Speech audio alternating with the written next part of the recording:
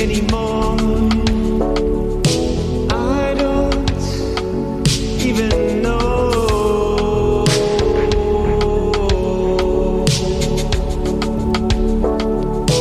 I don't even know why I try anymore. I don't even know.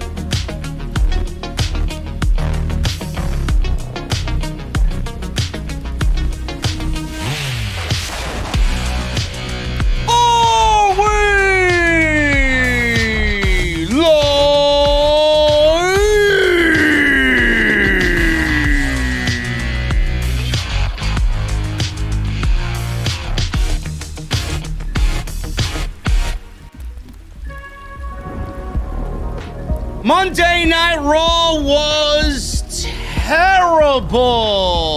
We are live, man.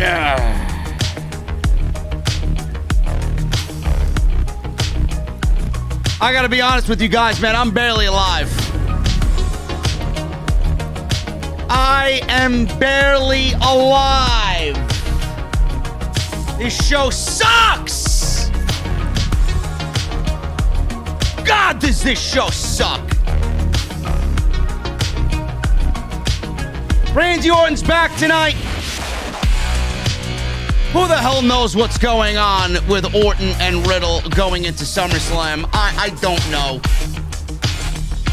Quite frankly, I don't even care. Karrion Kross chokes out Jeff Hardy after his 2-week stint with COVID. Nikki Trash gets piped in crowd reactions because nobody gives a shit. And Drew McIntyre wrestled Baron Corbin to open this show. If that's any indication about how Monday Night Raw went tonight, I think I can exit stage right. We're gonna go over it all right here on the only post show you need on your Monday nights. Cause I know you'd rather listen to me than watch this shit. This is your Monday Night Raw post show right here on Off the Script.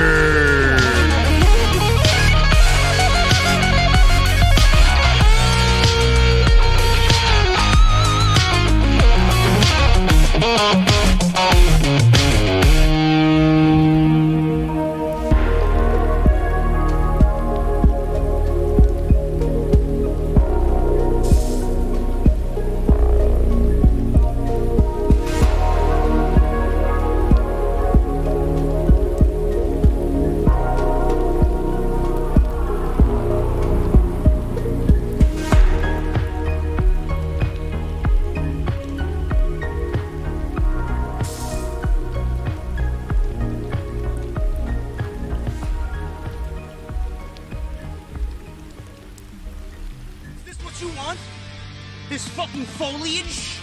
Is this what you want? Mr. Dips?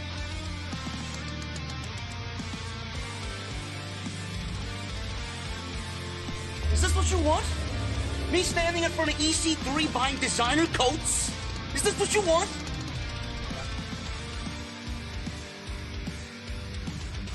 Me sitting in some hipster hotel in Williamsburg, Brooklyn, fluffing pillows? Is this what you want? I don't believe this. This graffiti art, the hotels, avocado toast. All I want is a fucking Guinness. An ice cold Guinness. What the hell does that mean?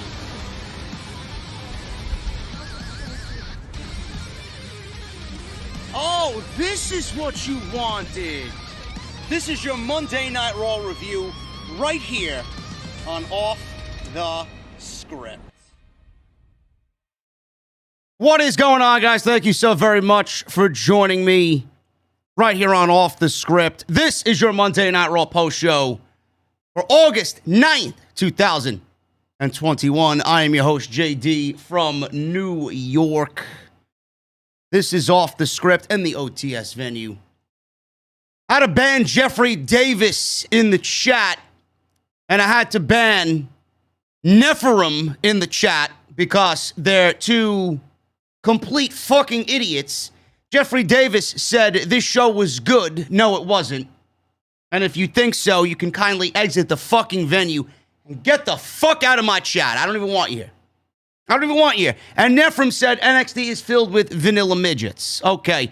But the vanilla midgets that were in NXT produced probably the best storyline in modern day WWE history, with two of those quote-unquote vanilla midgets giving you one of the best WWE matches in the history of this company at TakeOver New York. So please kindly exit the fucking venue and get the fuck out of my chat. Simple. By the way, were there any midgets on this show over the age of 30 and that were under 6 foot tall? I don't know. I don't know, being that this is the new criteria in WWE. being that this is the new MO, the new motto in WWE, set forth by Bruce Pritchard. You know Bruce Pritchard, the slob who doesn't know anything, the slob who thinks he's a creative genius in WWE. He's all red-faced from a oncoming heart attack. I'm sure of it. I'm sure of it. The guy's a habitual liar. He doesn't give a fuck about anybody, not the roster, not the fans. You know, that Bruce Pritchard who's seemingly taking over NXT. Or maybe Vince McMahon. Vince McMahon was definitely the reason for all the NXT cuts, him and Bruce Pritchard and Johnny Laurinaitis. People power. You know how everybody is fearing for their jobs now, especially the women, because of John Laurinaitis. I wonder why. When you're married to the Bella Twins' mother, and then you bring the Bella Twins into the WWE for one last run at the Tag Team Championships. I mean, if I was a female in WWE, I'd be fearing for my fucking position too.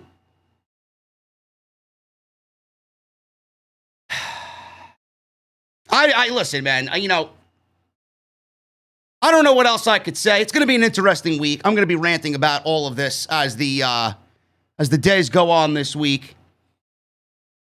I didn't do a podcast this weekend because I got all the Adam Cole and all the NXT news out of my system on Friday night, and I got the Adam Cole and Pete Dunne news out of my system. I don't know what else I could tell you guys that I haven't already explained to you. All the Bray Wyatt news out of my system. If you guys missed anything, it's all on the channel. It's all on the homepage. Go and check it out. I don't know what to even tell you guys in regards to this show tonight, man. It was one of the most boring. It was one of the most uneventful, unenthusiastic, lethargic, creatively inept, lazy episodes of Monday Night Raw of the entire calendar year. I don't know. They're in Orlando, Florida. I feel bad for my Orlando fans that were in attendance. I feel bad for anybody that actually paid this company any sort of money to go and sit at the Amway Center to watch this shit. You know, I really wonder if you're a fan in attendance, man. I'd love for you to hit me up, whether it's on Instagram or on Twitter. Why did you go to the show? Do you have family? You got kids that are WWE fans. Maybe you are a WWE fan and you've never seen a show before. Maybe you wanted to get back out there and see live professional wrestling. Maybe your girlfriend or wife has never been to a show before and you wanted to take them. Honey, there's nothing going on a Monday night. Let's go down to the Amway Center and go watch terrible wrestling. I don't want to hear the excuse, and I heard this time and time again over the last couple of weeks. Oh, well, I wanted to go to a show. I wanted to be in attendance to feel the energy after a pandemic for the live wrestling show. So who are you to tell me that the show wasn't good? Who are you to tell me about not going to the show? It's my money. I could spend my money any way I want. Your opinion doesn't matter, pal. Your opinion doesn't matter. You're nothing but a loudmouth New Yorker asshole on YouTube. I gotta hear it. That's all I heard for the last couple of weeks. I'm genuinely curious how anybody spends their money and gives your hard-earned money to the fucking people that run this company, man. After seeing what they did last week, how can anybody support these fucking people, man? Really? You couldn't catch me dead at one of these shows, man. It could be a weekend at Bernie's, and I could be playing fucking Bernie, and you wouldn't catch me fucking dead at one of these shows. If I was there, I'd fucking haunt you. My soul and my fucking ghostly fucking spirit would haunt you for the rest of your life, man, if you took me to this fucking show. Really. This show is an absolute nightmare. Every single week. I don't know how they do it. How does this show get worse every single week? I'd love to know. It's almost as if they're in competition with themselves. You know, they should have been in competition with NXT, you know, when NXT was doing all the best shit. All those takeovers were fucking red hot. They put the main roster shows to share. Instead of using those shows as inspiration to make your fucking shit product better, no, they opted to kill it. Instead of using those shows as competition, oh, well, we got to step our game up. You know, there's such a thing as friendly competition, right? It's almost as if they're in competition with each other. How much worse can we get on a week-to-week basis? You don't think we can make it worse than last week? I'll show you, says Bruce. And they usually do, without fail. Without fail. What happened on this show tonight, folks? What happened on this show tonight? Randy Orton's back. He's sporting a very elite mustache. Maybe he got inspiration from Kenny Omega, Matt and Nick Jackson. You know, the trend setters in the world of professional wrestling nowadays. Randy Orton comes out with some new facial hair, some new facial growth on his face. He's back. And WWE's teasing what they're doing with Riddle. Is Randy Orton going to be for or against Riddle? Are they going one-on-one at SummerSlam? Is there going to be a tag team title match between Riddle and Orton versus Omos and AJ Styles? I don't know. At the end of the show, I think one thing is for certain. I think we're getting a tag team championship match because, quite frankly, all the geeks online that think, oh, well, it's going to be Randy Orton versus Matt Riddle. He RKO'd him, man. I have to ask you, what do you do with AJ Styles and Omos at SummerSlam if it's Randy Orton versus Matt Riddle at SummerSlam? Do they miss the biggest pay-per-view of the entire year? Do they miss not wrestling in front of 50,000 fans in Las Vegas? I doubt it. I doubt it. For all the people that are like, oh, Randy Orton turned on Matt Riddle. No, he didn't. No, he didn't. He hugged him. Randy Orton did what Randy Orton usually does. Act like a prick. It's tough love. Matt Riddle was out there to help him beat AJ Styles. He took care of Omos. Randy Orton knows that. Next week, we may get the tag team match signed, sealed, and delivered for SummerSlam. Outside that, I don't know what any of these guys do. SummerSlam. So that's my prediction there. Nikki Trash and Rhea Ripley went one-on-one, continuing the very lackluster build with the triple threat match looming with Charlotte Flair. Charlotte Flair, Rhea Ripley, and Nikki Trash. I don't know how anybody could get invested in this with the 50-50 booking and the terrible creative in the women's division. I'm still wondering where Asuka is. Maybe Asuka has jumped off a boat somewhere and swam far, far, far away back to her hometown because she knows this show is terrible. Where is Asuka? I have no idea, but she falls into the criteria of wrestlers over 30 years old. She's nearing 40. Maybe WWE is about to release Asuka. I don't know. I don't know what the fuck they're doing anymore, man. Karrion Kross, Jeff Hardy. This was a rematch from the Week 1 debacle of Karrion Kross losing his debut match on Monday Night Raw. I don't know why this man is on the show. I really don't. I mean, it's not even worth me fucking arguing over it anymore, man. It's not even worth me wasting my breath over it anymore. NXT is dead. The title means nothing. They ruined Kross after 4 weeks. There's nothing more to say. There's nothing more to say. Kross is just like everybody else on the show, man. He's just like Jackson Riker. He's just like Elias. He's just like Drew Gulak and Angel Garza and Humberto Carrillo and Ali and Mansoor, Mace, T-Bar, R-Truth, Akira Tozawa. He's just another nobody. He's just another nobody. And he got his victory. He got his victory over Jeff Hardy. How many people said, oh, trust the plan. Oh, trust the creative, right? Why is everybody so upset? Why is everybody so upset that he lost his debut match? It's about the story. I thought the story was him losing and losing and losing and then bringing Scarlett back to right the wrongs. Apparently, they've moved on from that just like they do everything else. So I have to ask, What's the fucking story now? Does he not need Scarlett? Is Scarlett not showing up on Monday night? I mean, I don't know who I hear singing his theme music, but I know it's a female tone. Where is she? Is she going to show up on TakeOver? That's what I want to know. Well, if she's on TakeOver, why isn't she on Raw?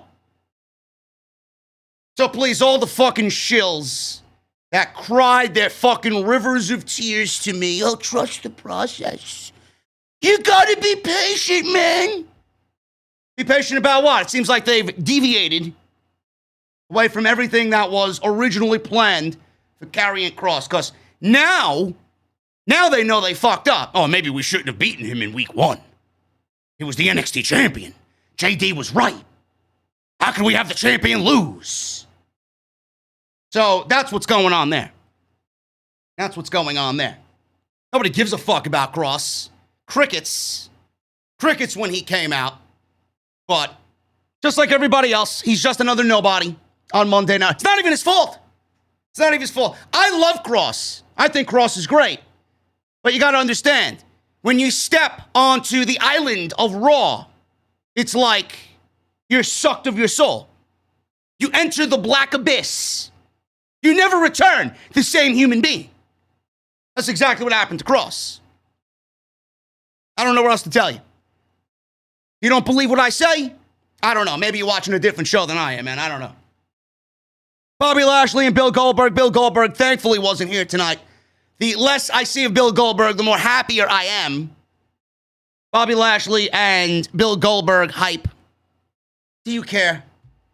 I mean, do you genuinely care about Bobby Lashley and Bill Goldberg? The match is probably going to be about, I don't know, I'd give it 180 seconds on August 21.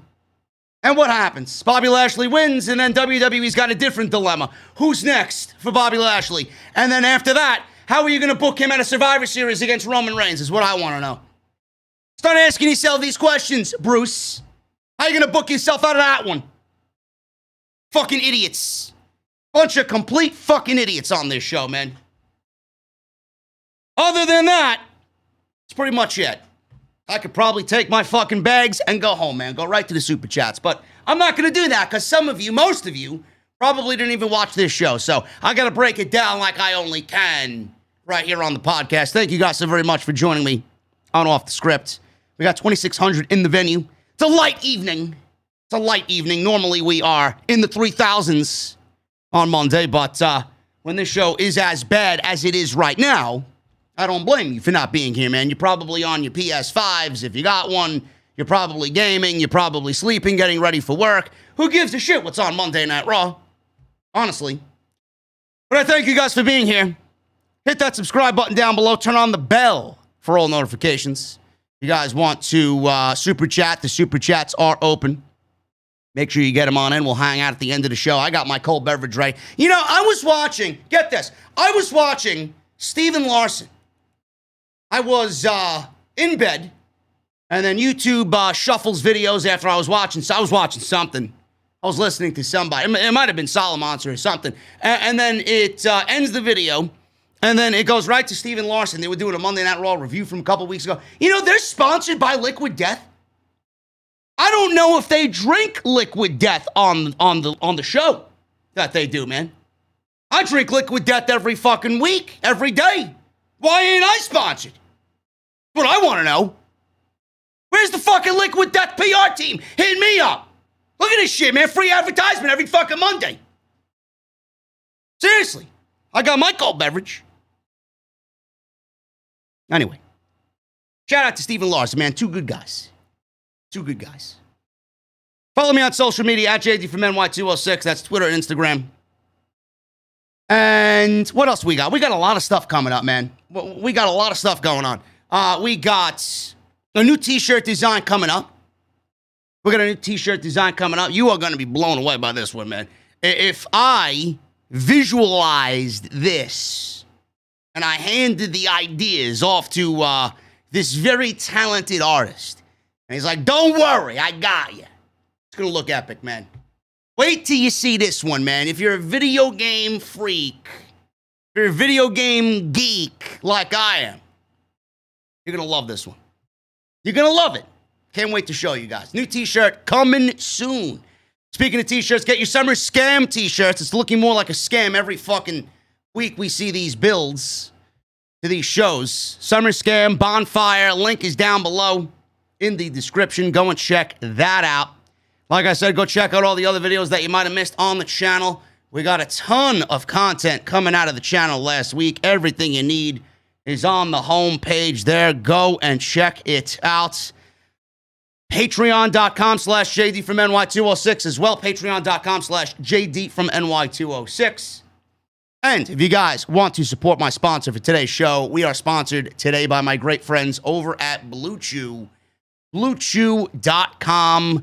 You guys are going to use code JD at checkout to get yourself a free sample. That's FREE, free.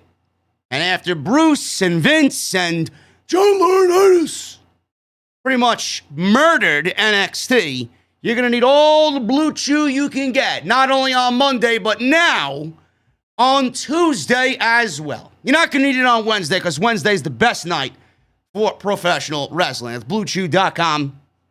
Use code JD at checkout. Before we get into the live stream, man, I want everybody in the chat. We got 2,600 here. I want to say what's up to my boy Hologram. He's in the chat. And he had a very, very difficult week last week. The Off the Script family showed him overwhelming love and support. Bluegrim lost his mother last week. He's in the chat looking to just hang out tonight and calm himself after a bad week. And I'm here to tell Hologram that everybody in this fucking chat loves you. We missed you when you weren't here.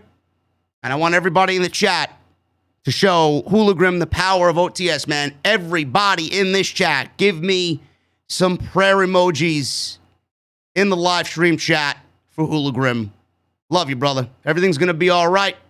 And we're going to take care of you here. We're going to try our best to ease your mind. Your mother's going to be with you always, just like my grandpa is with me in everything that I do. And you're going to be all right, man. You're going to be all right. Believe me. I can't speak on your behalf because I don't know what it is to lose a mother. And I know a few people very close to me that have lost their mothers. But you're going to be all right, bro. You're going to go on. The strength of her is going to be with you. And no matter what you do from this point on, man, she's always going to be there. Always. Everything that I do, I feel my grandpa, everything that's important to me. I go through a big life moment, or if I go through something and I find some success or even failure, it's without fail. He's always with me. I dream of him every year when his anniversary of his passing comes up. Believe me, bro, she's going to be with you always, all right? We love you, and everybody in the chat, show Hologram some love, man. Monday Night Raw, guys. Let's start at the top. Randy Orton comes out. And he is back, and he does the obligatory, this is where I'm supposed to say, welcome to Monday Night Raw. Suddenly, we got Matt Riddle riding out on his scooter. He's wearing his new RK Bro t-shirt. Randy, I missed you so much, bro. Well, bro, where did you go? He said at first he thought he was hiding like an anaconda. I wish Bruce Pritchard was fucking wrapped up and eaten like an anaconda. Or by an anaconda. Bruce is as big as a fucking anaconda. He said he thought maybe Orton went on vacation to get some sun and sand. He then said he just missed him so much. Orton seemed a little uncomfortable, while also finding Riddle a bit funny, I would say. Riddle said once his stepdad left him to go get some milk and never came back. And Randy Orton said, well, Randy's back, which means they could still be Team RK Bro. Orton asked, what the hell makes you think I'd want to tag with you again? We tagged a few times. We made a few t-shirts. We both got a buzz, ... on social media. Said he works better by himself, and Riddle has been doing well on his own. Riddle asked if that means he doesn't want to be on a team with him anymore. Yeah, Riddle's doing well on his own, but maybe Randy Orton missed the show last week. Randy Orton missed the show last week as Matt Riddle got destroyed by both AJ Styles and Omos. That's why I thought Randy Orton was back tonight. So maybe he missed the show. I wouldn't blame him. I mean, if I'm Randy Orton and I'm home with my fucking wife and kids, I ain't watching this shit. 7 straight weeks of not watching Monday Night Raw. Man, you're a new man after that. Holy shit. So, Riddle asked, does that mean you don't want to be a team with me anymore? He gave Orton the sad puppy dog look. Orton said they were a good team. We got an RK Bro chant. Then AJ Styles' music hits. He comes out. He walks out with Omos. Styles was making fun of Riddle. Styles says, it doesn't make any sense that Riddle would want Orton to be a reliable, good friend given his history. Orton told Styles to shut his frickin' mouth. Orton says he's been at home for 7 weeks watching him run his mouth.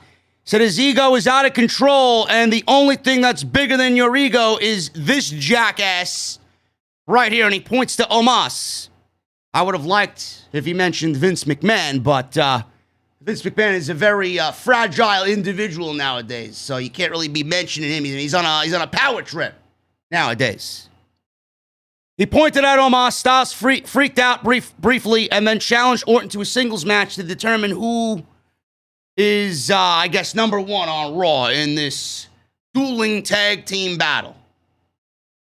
What a fucking fresh match that was, man. Wow, I never seen this match before. Randy Orton versus AJ Styles. Wow. WWE didn't give it to us about 7 fucking times already. I'd be thrilled. So, color me fucking not pleased by seeing yet another Randy Orton and AJ. And then they shill it and they try and advertise it. Oh my God, it's a WrestleMania main event. But they never do anything. They've been in the ring how many fucking times? It goes nowhere. Same shit over and over and over again. So they're having a singles match. Orton quickly accepted and said he'd give him a spoiler on how to beat him. Said he'll do it with the 3 most destructive letters in all of pro wrestling. RKO. He then went for a sudden surprise RKO on Styles. Styles ducked out of the ring. Omos stepped up. Orton went for an RKO. Omos shoved him out of midair. Orton then distracted Omos at ringside. Riddle tried to give Omos from behind an RKO, which took forever because Omos was preoccupied with Randy Orton. Omos blocked it, gave Riddle a choke slam, and that was pretty much it. Riddle rolled to the floor asking for help. Orton looked down at him, left without helping Matt Riddle. So they're pretty much playing up the tough love situation here with Randy Orton and Matt Riddle. So I don't really think it's anything about them going one-on-one. I do think we're getting the tag team match. I do think Randy Orton knows how AJ Styles is a prick. I do think that Randy Orton is going to eventually say, you know what? I want to get back at these guys. Let's do it. This is it. We don't win the tag team championships. That's it. I'm not teaming with you anymore. Let's teach these guys a lesson. So the lesson is coming to AJ and Omos. Then the lesson is going to hit Matt Riddle even harder than it did tonight after the RKO because Randy Orton, he doesn't want to be friends with Matt Riddle. He doesn't want to be tag team partners with Matt Riddle. He wants to RKO Matt Riddle. So we'll get the tag team pairing for a little bit. Then they'll split. Then we'll get the one-on-one match. And that's it. And that's it. Then they go their separate ways. Then the draft happens. Maybe one goes to SmackDown. One stays on Raw. I don't know. I mean, I was enjoying this. Matt Riddle seems to be one of the more pleasant things to watch on Monday Night Raw, and that's about it, really. There's really nothing else redeeming about this show. So I enjoy, and I've said this once, I'm going to say it again, I enjoy the Matt Riddle and Randy Orton stuff. I do. I think it's genuine. I like the way that they interact with each other. I'm over the AJ and Omos team, but you got to really think about it. If AJ and Omos are not on SummerSlam's card, who are they going to go up against? They already beat the Viking Raiders, and there's no other teams on Monday Night Raw. You're not leaving AJ Styles off of the SummerSlam card. You're getting AJ and Omos versus Riddle and Randy Orton at SummerSlam. And then whatever you think is going to happen with Riddle and Randy Orton, that's happening at a later time. I enjoyed this, but it was a foregone conclusion that this is where we were going. Everybody was like, where's Randy Orton? Is he hurt? Is he getting released? Randy Orton's back. And we're getting the tag team match at SummerSlam. Backstage, Kevin Patrick interviewed Baron Corbin. He's got a little bit more hair on his head. He's got a little bit more gray in his beard. He said things have gotten really bad for him. He said he needs to win. He said he lost his crown, his cars, and his house. He says his wife took the kids, left, so he's basically homeless. He said he was staying in a production truck, and Jinder called him and offered him a chance to turn things around.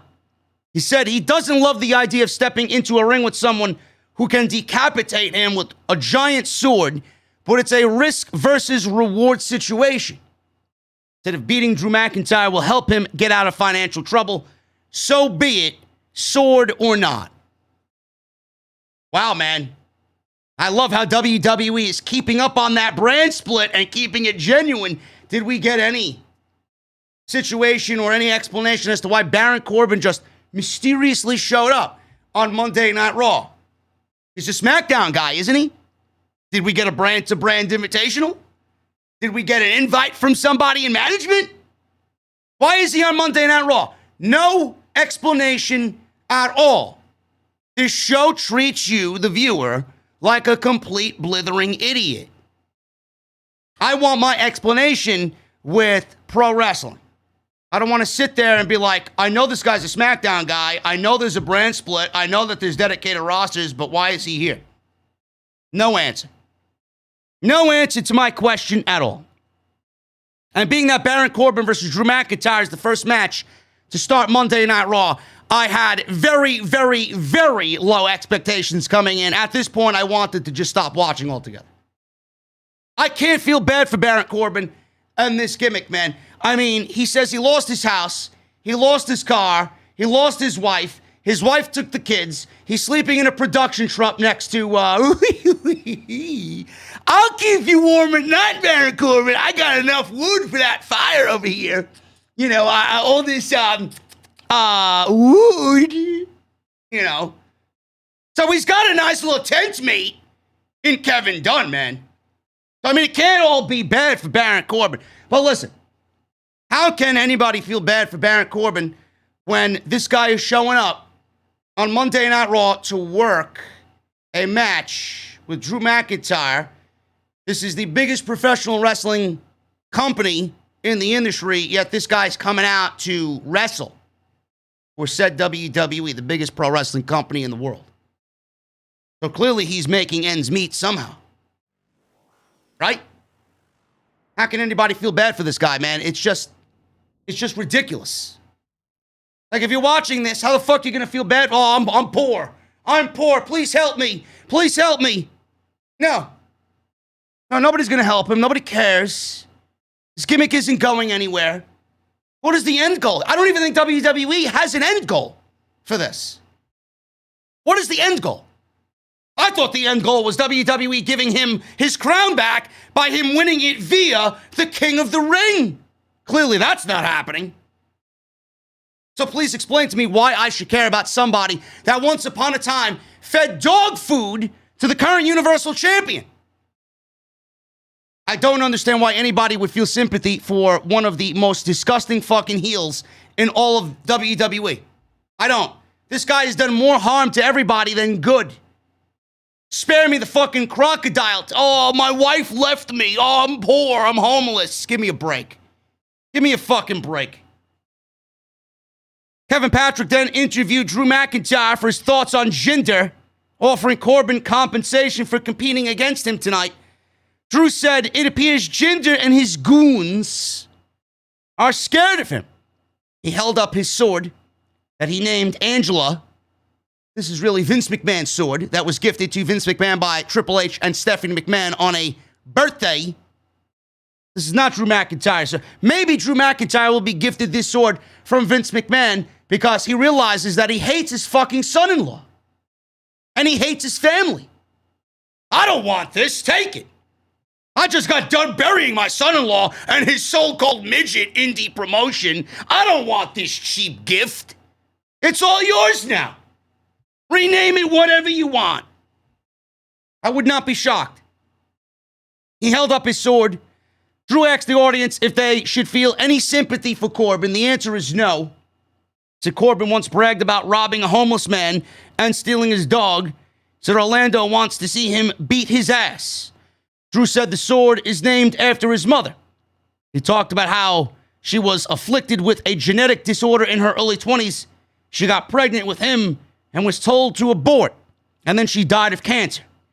She said she never complained for 1 second, so Corbin should consider how he feels no sympathy for him. I wonder if that's a true story.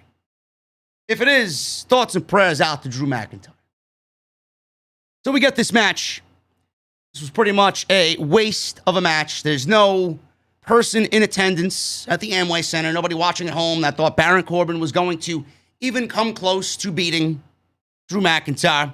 Corbin landed a nice superplex off the top rope.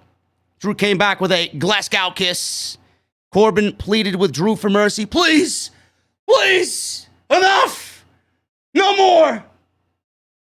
So Drew McIntyre took a microphone, said, Corbin, you're absolutely pathetic, but I'm starting to feel a little bit bad for you.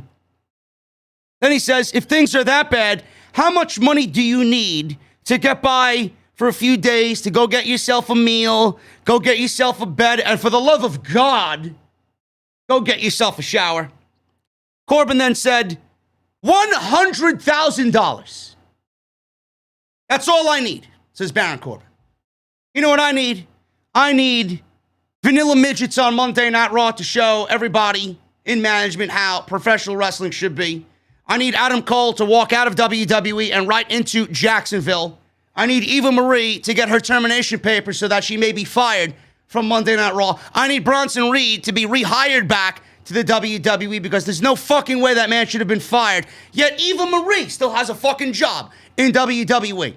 I need this show to be properly written so that it doesn't insult anybody's fucking intelligence. I need NXT to go back to the WWE network. That's what I need. That's what I need. I have a lot of desires and needs. I have a list.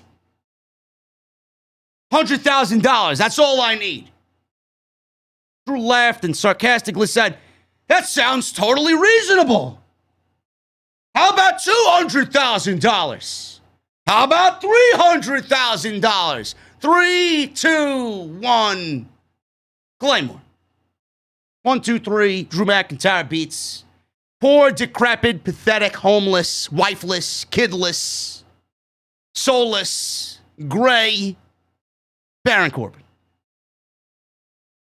After the match, Jinder Mahal, Veer, and Shanky walked out.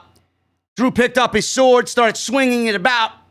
And clearly they retreated because, I don't want to get near a guy fucking swinging a goddamn sword. Maybe we get a sword on a pole match at SummerSlam. Throw that out there in the universe, man. Seriously. Whoever takes the sword down is able to use it in the match. I take it right to the back. Right to Vince McMahon. You better fucking do better here, man. I better have a properly written show on my desk at 7 p.m. sharp on Monday. Jeff Hardy made his way to the ring. Got a one-on-one match with Karrion Kross. You know, the loser that's the NXT heavyweight champion. That guy.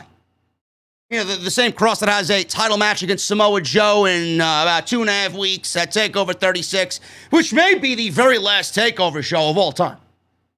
I thought we'd get to a nice round number. Seems like 36 is it. It's all over. Jeff Hardy versus Karrion Kross.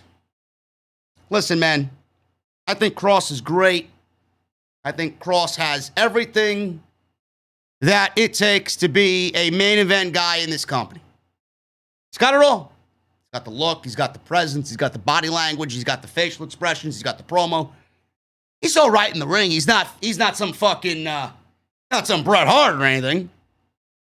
But he gets by. It's not bad. See a lot of people online criticizing his pro wrestling ability. He had some damn good matches against Finn Balor. Okay? But that's Finn Balor. I mean, Finn Balor could bring anybody to a good match. But Cross knows what he's doing, man. He's not some fucking geek who just picked up this art 3 weeks ago. Cross knows what he's doing. But after that first week, man, and that loss, everybody was like, Cross is dead, Cross is dead, Cross is buried. How could they do this? He's the NXT champion. I'll sit on that fucking grave for as long as I can, proclaiming the same thing. The guy shouldn't have lost. He's the NXT champion. He shouldn't be losing as NXT champion. It's a disgrace to the brand. Not that they give a fuck anyway. Clearly, after last week, it's a disgrace to the championship, which is tarnished anyway by what Vince McMahon did to said NXT brand. But champions shouldn't be losing. Champions shouldn't be losing. Now, if WWE booked the title off of Cross before they brought him to Monday Night Raw, this is a different story. I don't think people would have been as mad. But he was still the champion, so it goes hand in hand as to why people were upset. Now, the other thing is, I don't know why. I mean, is Cross playing into anything on this show? I mean, he's feuding with Keith Lee, which, by the way, side note, where was Keith Lee tonight? I'd love to know where Keith Lee, limited Keith Lee is. Where is he? Why wasn't he on the show tonight? I mean, he got a win over Cross last week, right? You'd think you'd be following up with Keith Lee being on the show after he got his first win in about 8 months, Bruce, right? Where was Keith Lee? Oh, that's right. He was on Main Event, beating a local enhancement talent. Wow. That's the way to follow up beating the NXT champion on Monday Night Raw, right? No, but I don't know anything. I don't know anything, man. I'm conducting this fucking podcast, this live stream tonight from the bowels of my mother's basement. JD doesn't know anything. Give me a break. No Keith Lee. Don't know why Karrion Kross is on Monday Night Raw. I mean, you could have waited 4 or 5 weeks for this guy to drop the fucking title. Did you need him on Monday Night Raw? I mean, is he factoring into anything major on this show that you couldn't wait 5, 6, 7 weeks to take the title off of him and then do with him as you please? I don't get it. No, but people look at me as, he's the guy that complains, man. He's always complaining. Why is he always complaining? Because the show sucks. That's why I complain. These things don't make sense. This is not what is right. If you think these decisions are right, you're part of the fucking problem. So he's got his match with Jeff Hardy. Jeff Hardy was out for 2 weeks. He had COVID-19. Now he's back. So we get the match again. So Hardy face-planted Kross after a commercial break. Kross was in control before the commercial break. And he was on the defensive. Both were down. After a top rope splash by Hardy, Kross kicked out barely. Followed up with a jawbreaker and then a roll-up. And Hardy went for the tights on Kross again. Babyface trying to cheat once again. I don't get it. Hardy's realizing that he can't beat Kross. So Kross gave Hardy a Saito suplex. And then he put on his cross jacket sleeper. And Jeff Hardy tapped out for the win. Jeff Hardy tapped out for the win going to Kross. Now, after the match was over, and after Kross tapped out Hardy, he went right after Hardy again and put on the cross jacket sleeper again. Chance of you suck. And major heat. I wouldn't say major. I don't even know if half of it was genuine, to be honest. I don't know what's piped in and what's not. All I know is Kross got no reaction when he came out. Kross got no reaction during the match. But Kross got a you suck chant at the end of the match after he beat up Jeff Hardy after the match was over. I don't know if Kross is going to fare well on the main roster. I think every podcaster with a fucking brain realized that this was the direction that it was going to head in because it's NXT. WWE doesn't give a shit about NXT. Cross is buried. Cross will never be the same. His name and his aura, his presence is tarnished. No matter how many times people who are fans of him want to say otherwise, no matter how many times Cross wants to come on social media and give you the fucking hourglass of fucking time, the sands of time, and say be patient and this and that, and talk all cryptically. Bro, it's over. It's over. You know, I don't think people understand that you have one shot at a first impression. Everybody's first impression of Karrion Kross was that he was a loser. This is the NXT champion losing on night one. You think people are going to forget that?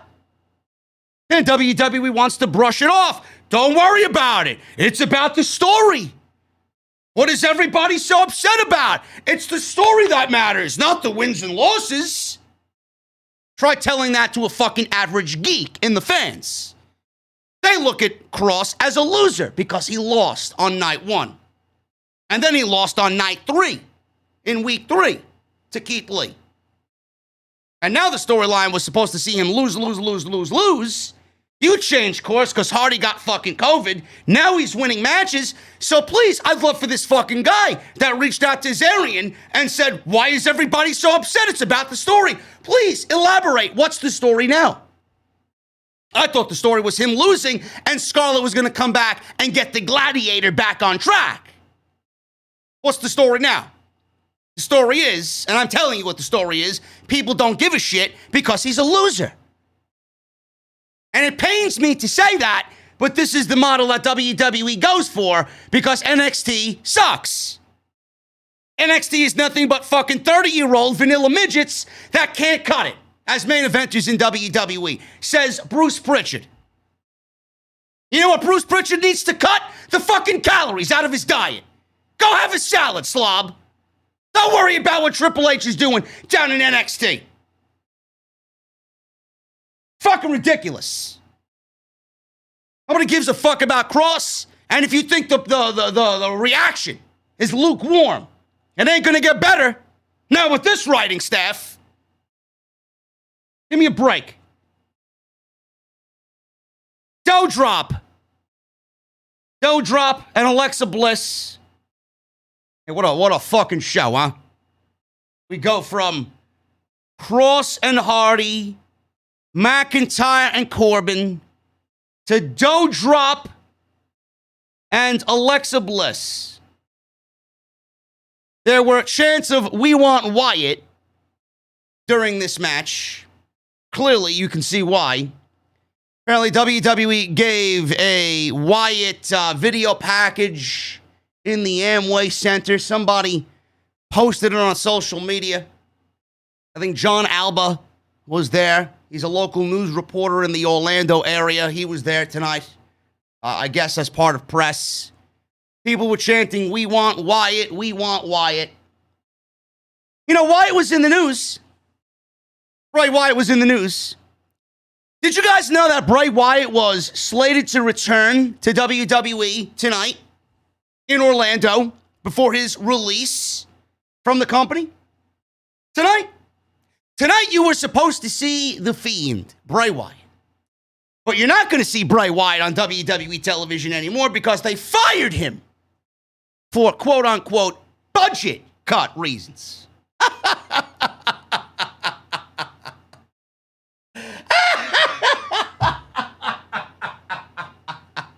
Yeah, right, man.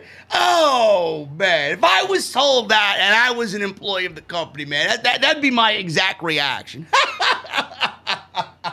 Yeah, right, man. Yeah, sure thing. Sure thing. And Akira Tozawa is going to main event WrestleMania next year, right? Give me a fucking break. Bray Wyatt. He was slated to return tonight. This is a report from Fightful. Bray Wyatt's WWE hiatus had nothing to do with the falsely reported mental health issues. All the Wyatt saps online and all the Wyatt stans and the shills and the simps online. Oh, how could JD make fun of Alexa Bliss? She didn't steal the gimmick. This is more than the gimmick. This is Wyatt's mental health. It's about his mental health. How could you? You're an insensitive prick. Asshole. I don't know how anybody listens to him. Mental health, huh? I want to see everybody reach into Sap's Twitter now, fucking blast Sap for what I always believed was the truth. It had nothing to do with mental health. He was cleared to go. He was cleared to come back. He was actually factored into SummerSlam plans, but he was suffering from mental health, says the fucking geeks online. You know, these are the type of people that know exactly where he lives and his fucking home address and what color roses and plants and all this other foliage that he has in his front lawn. They know what time he takes a shit in the morning, what time he goes down to the kitchen and hits the timer on the fucking Keurig. You know, these geeks. Those are the type of people, man. The fucking stans, the super fans, the creepy fucking stalker fans. These are the people that thought mental health was a fucking issue for Bray Wyatt. You were all proven wrong. I love it, man. There's a W for Mr. Sap. Bray Wyatt was reportedly working to add creative elements to his character. And he was supposed to return during the August 9th episode of Raw in Orlando. Well, that's tonight.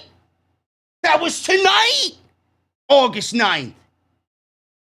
Fightful learned that he was working on creative elements to his character, which was slated to return tonight. Wyatt had family engagements scheduled for May and June, but he was recently cleared for a return to the ring. And obviously, if you guys were watching his social media today, he teased a possible new Fiend character or possible new mask. Where he's ending up, I don't know. More than likely, with all of the talk that he's going to AEW, I would not be shocked if he shows up in All Elite Wrestling. Because that's exactly what I would do if I'm Tony Khan. You reach out to somebody like Bray Wyatt and you give that guy the creative freedom to pretty much shit over everything on everything that WWE fucked up on. The stage is yours, Wyndham. Go and do with it as you please. That's exactly what I would do if I'm Tony Khan. So Bray Wyatt was slated to return tonight, and clearly that did not happen. Instead, folks, we got Alexa Bliss versus DouDrop. This match ended in 3 minutes. And get this, folks. I thought I seen it all, man. I thought Monday Night Raw couldn't get worse. Thought Monday Night Raw could not get worse. So, DouDrop, she stopped short because Alexa put Lily, the doll, the fucking doll, on the ring post. She put Lily on the ring post. So DouDrop was talking trash to Lily. She was sitting on the top turnbuckle. All of a sudden, DouDrop stopped right before she went into the corner. Lily winks her eye at DouDrop. She gets frightened. Alexa Bliss comes from behind and rolls DouDrop up with a distraction roll-up because the fucking doll winked her eye at DouDrop. 1, 2, 3. And then Vince and Bruce and Johnny Laurinaitis, people power. They want to know why Monday Night Raw ratings are in the fucking toilet. They want to know why the 18 to 49 demo is creeping ever so close to Monday Night Raw on Dynamite's side of things. I don't know, maybe if you don't put fucking dolls and have them come to life and magic on fucking Monday Night Raw, maybe some adults and some wrestling fans would watch this fucking show. But no, we got dolls winking at DouDrop, causing distraction finishes. It's great. It's great. Say it with me, folks. This shit is fucking garbage. I don't feel bad for Alexa Bliss at all. I don't. We want Wyatt. We want Wyatt. Good. I hope it keeps happening. If I'm Alexa Bliss, listen, if you don't think Alexa Bliss has pull backstage, you're a complete blithering fool.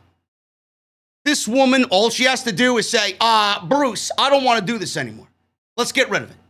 I want to go back to doing what I was doing, which was original. I was me. Can we get rid of this shit? He's gone. I don't want anything to do with this fucking shit. Let's move on. But now she's continuing to play the gimmick and she's fucking eating it up, right? Because WWE can't get enough of selling those fucking dolls online. Like Alexa Bliss doesn't sell enough merchandise without fucking dolls included. God, this shit sucks. I don't feel bad for her at all. I hope the fucking chants continue. Because they fucked up. And she's fucking up every time she goes out there. Say something. You got a mouth? No, but if you don't want to put somebody over, you're fucking quick to say that. As long as it benefits you, right? You're quick to fucking just sit there and just accept it. But now you know it's not your gimmick. Nobody likes you for it. Everybody's going to think of him when they see you. So why do you want to do it? Why? Get rid of it. Get rid of it. Not that she was good in the previous version, but this is shit.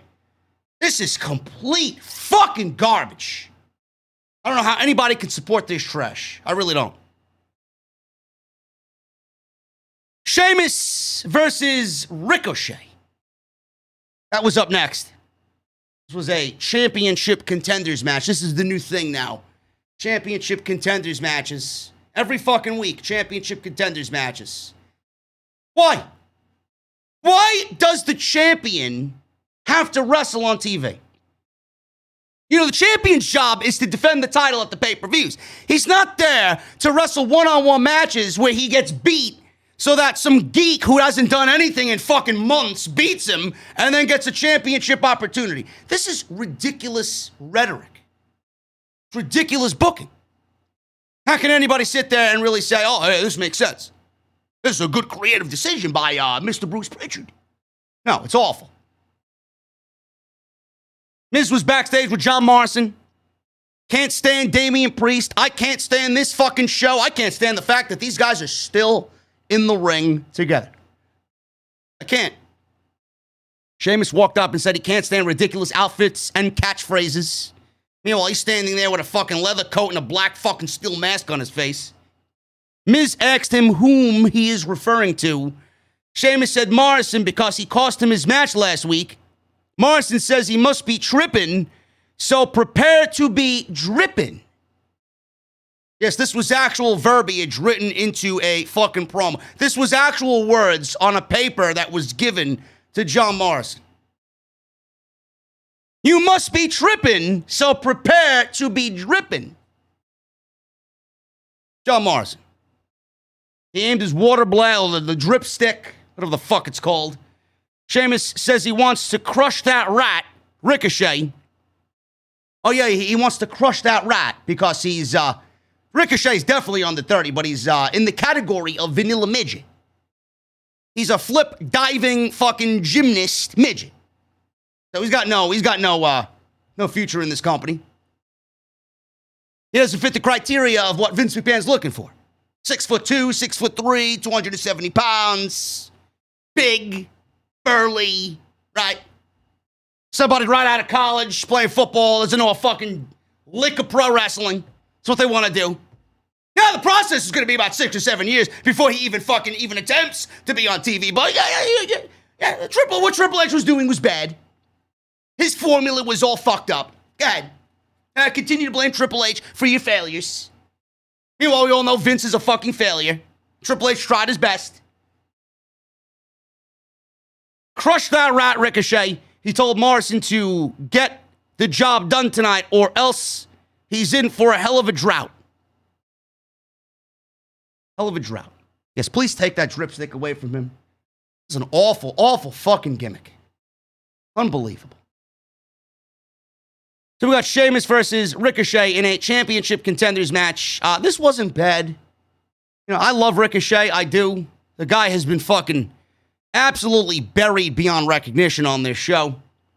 I think a move to SmackDown would benefit him, I think. Even though the show is written by the same fucking people. Just get him off of Raw. Not like they're doing anything with the Intercontinental Championship over on SmackDown either. Apollo Crews hasn't won a fucking match since April. One-on-one. So Sheamus was in control. Ricochet was bouncing all around. This was actually not bad at all. This was probably the best thing on the entire show as far as matches are concerned. I do like the way these two guys go at it. So Sheamus used the backbreaker. And Sheamus went up to the top. Ricochet hit a jumping enziguri. That brought him down. Hurricane Rana by Ricochet. Ricochet followed with a flying clothesline, a lion salt for a near fall. Ricochet came off the top rope. Sheamus catched him, or caught him. He caught him with a headbutt, and he had the metal mask on, so that was, I guess, legal in this case because Sheamus needs the metal mask for his nose. Sheamus followed with a bro kick, and that was it. 1, 2, 3. Sheamus and Ricochet have a decent match on Monday Night Raw. After the match is over, Damien Priest came out. And he came out to have a word with Mr. Sheamus. Sheamus backed down. Priest wanted a title match. We tried to sneak attack. Priest did Sheamus. And as he turned around, Priest threw him over the top rope. So we got Damien Priest asking for a championship match, a United States Championship match at SummerSlam. And he got it. Pretty much it. But, we didn't need any of this because I guess we kind of figured that Damien Priest was going to get the title match at SummerSlam because he won a championship contenders match about 3 weeks ago. So the match could have been made official then. I don't know why you waited now. And this is the right match. This is the right time. Damien Priest beats Sheamus at SummerSlam. Becomes the new United States champion. Do I think that they do anything with Priest as champion? No, I don't. Just like we all thought they were going to do something with Apollo Crews as the Intercontinental champion. They're not going to do anything with Damien Priest. And I'm a big fan of Priest. I think Priest has what it takes to be a major player. He's got the look, he's got the size, he's got the in-ring skill, he's got the promo ability, he's getting a little bit more comfortable on the microphone. Do I see him as a future WWE champion? Possibly. Not right now, but I could see him there. I could see him in contention if WWE wants to give him the rocket. I do think he's got what it takes. But it all starts with something like this. Give him the mid-card championship. Build him up with wins. Have him be dominant. Have him be competitive. If you're going to go all in on Priest, you got to go all in. You can't fucking go a little bit and then take it back and then go a little bit more and then take some of it back. You can't do that. Nobody's going to get over. Nobody's ever going to get over that way. Damien Priest wins the United States Championship at SummerSlam. That's it. That's what needs to be done. Speaking of Priest, we got another match with John Morrison. I'm not sure if you guys remember, man. You might have fallen asleep last week, so WWE knows this because competition to WWE is sleep. Says Nick Khan. They're competing with sleep every single week. They know that. So that's why they gave you this match. Another match between these two guys. I don't know why. I don't know why Priest is still wrestling John Morrison and The Miz. I thought we were over this. I thought we were getting something new, exciting, fresh. 5 minutes. 5 minutes this went. So Priest set up his reckoning. Miz sprayed him with the drip stick. Priest was briefly distracted here. Held on and finished Morrison with the reckoning, so it didn't really distract him at all. Still won the match. Priest went after Miz at ringside, grabbed at his tie. Miz stood in protest, revealing he didn't need the wheelchair at all anymore. So The Miz wasn't hurt. The Miz wasn't hurt. I knew The Miz wasn't hurt because I believe he actually played a celebrity baseball game at the All-Star game in Colorado a couple of weeks ago. So he wasn't really hurt. It was all for show. I guess he's healed now from his zombie injuries. This shit sucks. Miz looked nervous, and he ran to the back.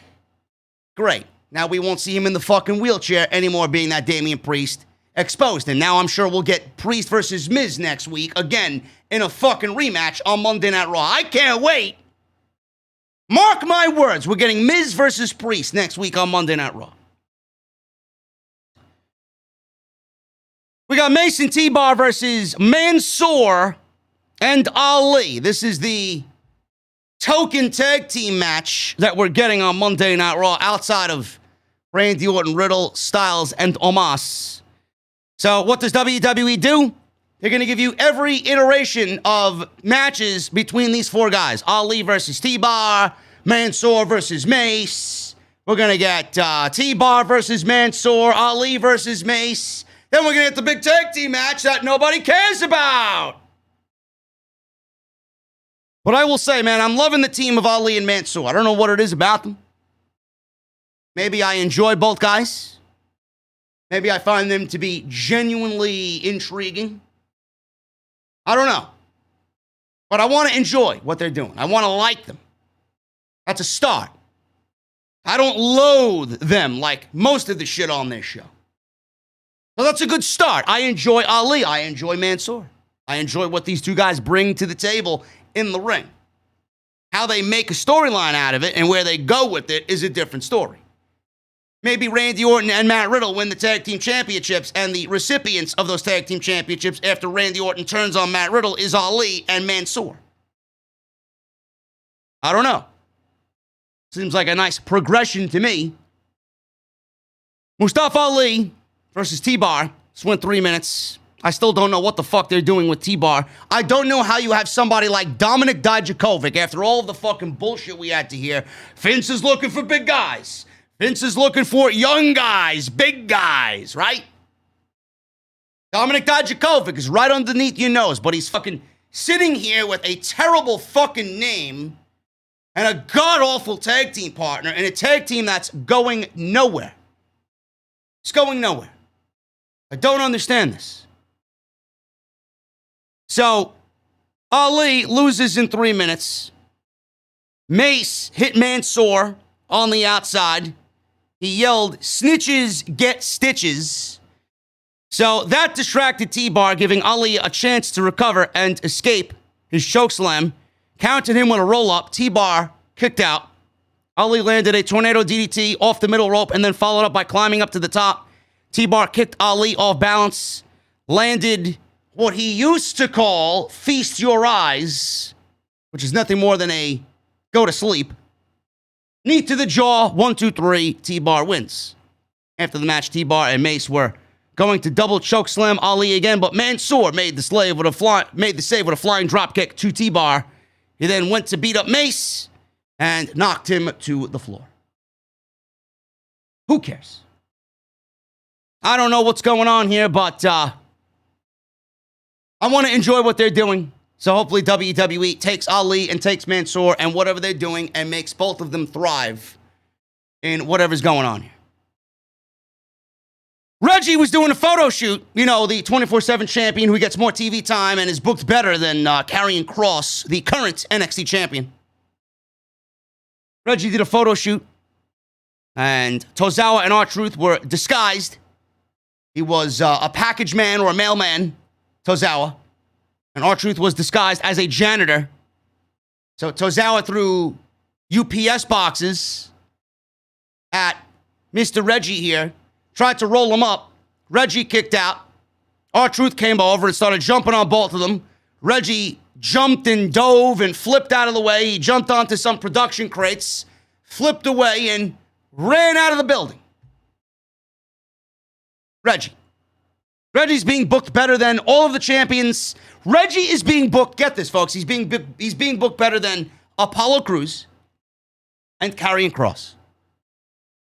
Unbelievable. Apollo Crews is your Intercontinental Champion, and Karrion Kross is your NXT Champion. And Reggie is being booked better than all of them. It's unreal. You don't think Vince McMahon's a fan of Reggie? Unreal, man. Anyway, I want to thank you guys for joining me, man. 2,800 in the venue tonight.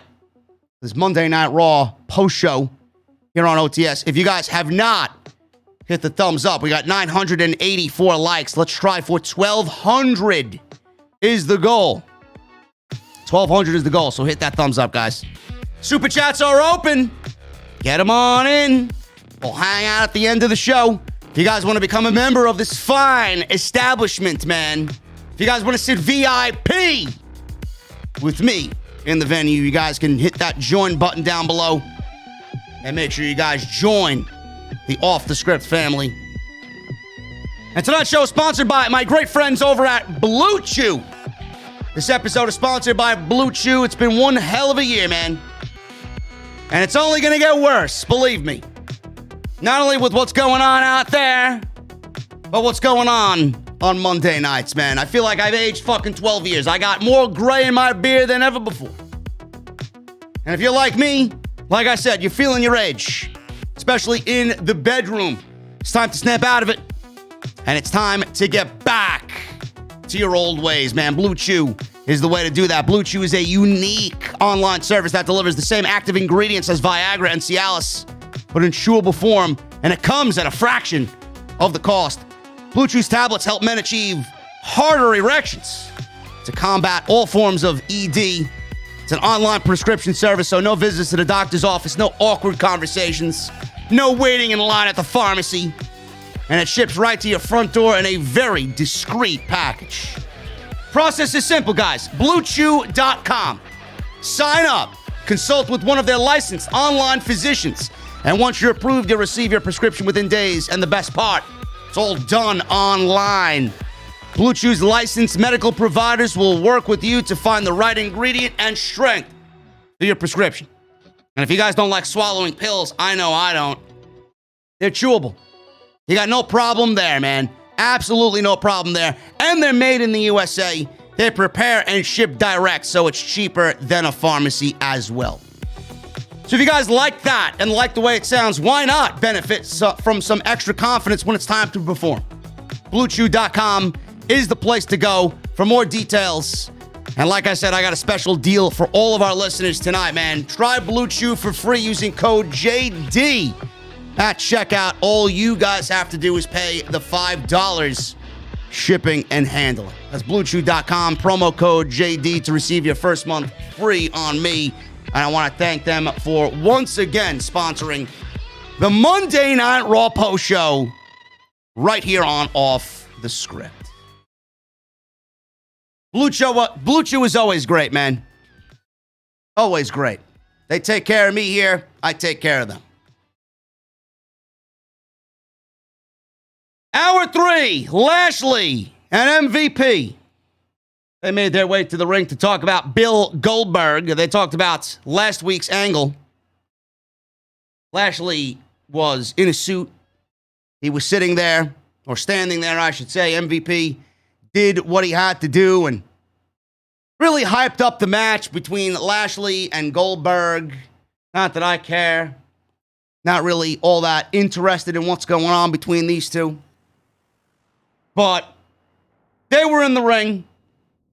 MVP said the only thing more devastating than a Goldberg spear is a Lashley spear.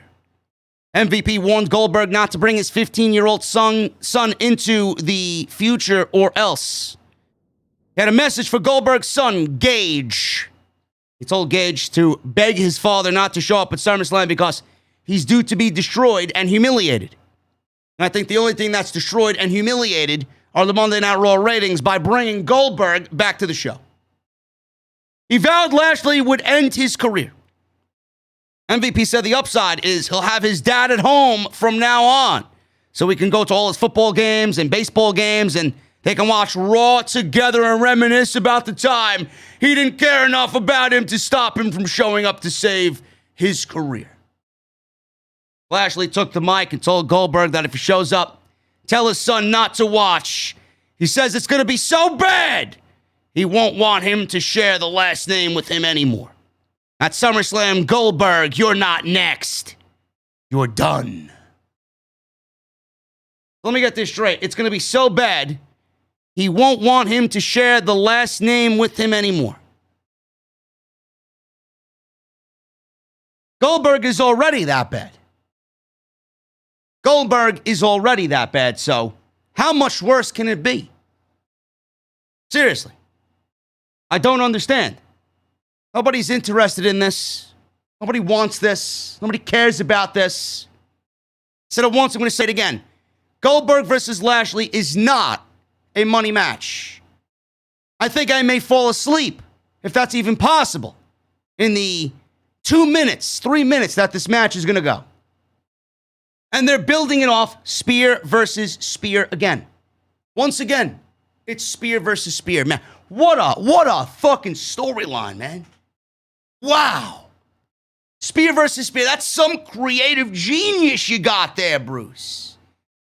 You do realize that WWE is embarrassing themselves, the fact that they got to bring Goldberg back. They got to trot Goldberg out there every time they need star-studded veterans for major shows, right?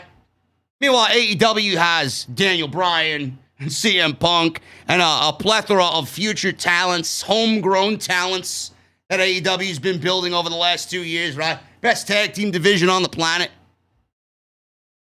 I mean, this is what they're doing. This is what you're happy about. Goldberg versus Lashley. Money match, right? What money match? The match means nothing. It doesn't do Lashley any good. Doesn't do Goldberg any good. Goldberg's only back for the fucking money. He doesn't give a fuck about this match. How fucking shitty does Goldberg gotta be, man? How much more of a fucking geek does Goldberg have to fucking promote himself to be? A shill, as always. He's only back for the money. How many more times is he gonna come back for the fucking money? How many more title matches is he gonna get? You know he's got 2 more matches left in WWE under his contract. He picks his spots. Pay me, give me a title match. That's what I need. Meanwhile, it makes no sense. Meanwhile, it embarrasses WWE. And they don't give a fuck. Because they think this is what the fans want. This is not a SummerSlam main event. Not in the slightest. Because this is a SummerSlam main event. MVP was great, though. MVP was great. Lashley looks great. MVP sounds great. MVP makes Lashley look and sound great. It's a winning combo. But this Goldberg match is doing him no favors at all. None. I don't know. I mean, I think you have mental issues if you think this match is a money match. I think you got mental issues. If you're excited about this, man, there's nothing to be excited about here. It's a one-sided affair. Goldberg's not winning the championship. More than likely, we'll probably see a Big E cash in. Hopefully. But he's already teasing cashing in on Roman. And you know that can't happen, right? Give me a break. Sarah Schreiber interviewed Rhea Ripley about her confidence level going into a match tonight against Nikki Trash. Nikki Trash. Having seen Nikki beat Charlotte last week, was it Nikki beating Charlotte? Or was it Charlotte beating Charlotte? Which one was it? Because Charlotte had that match 95% won. Meanwhile, we get Nikki beating Charlotte because Charlotte ran herself into a fucking table that was propped up in the corner. Right? Awesome. So, Ripley said she has heart and guts and has put a good showing lately. She said almost isn't enough to remain champion, though. She said if Nikki has a dark side, she hasn't seen it. Maybe you should go back to when Nikki was in NXT, Rhea. Nikki did have a dark side before WWE made her into a comedy character. She said she will beat her tonight and then at SummerSlam walk away as the Raw Women's Champion. Then Sarah Schreiber interviewed Nikki Trash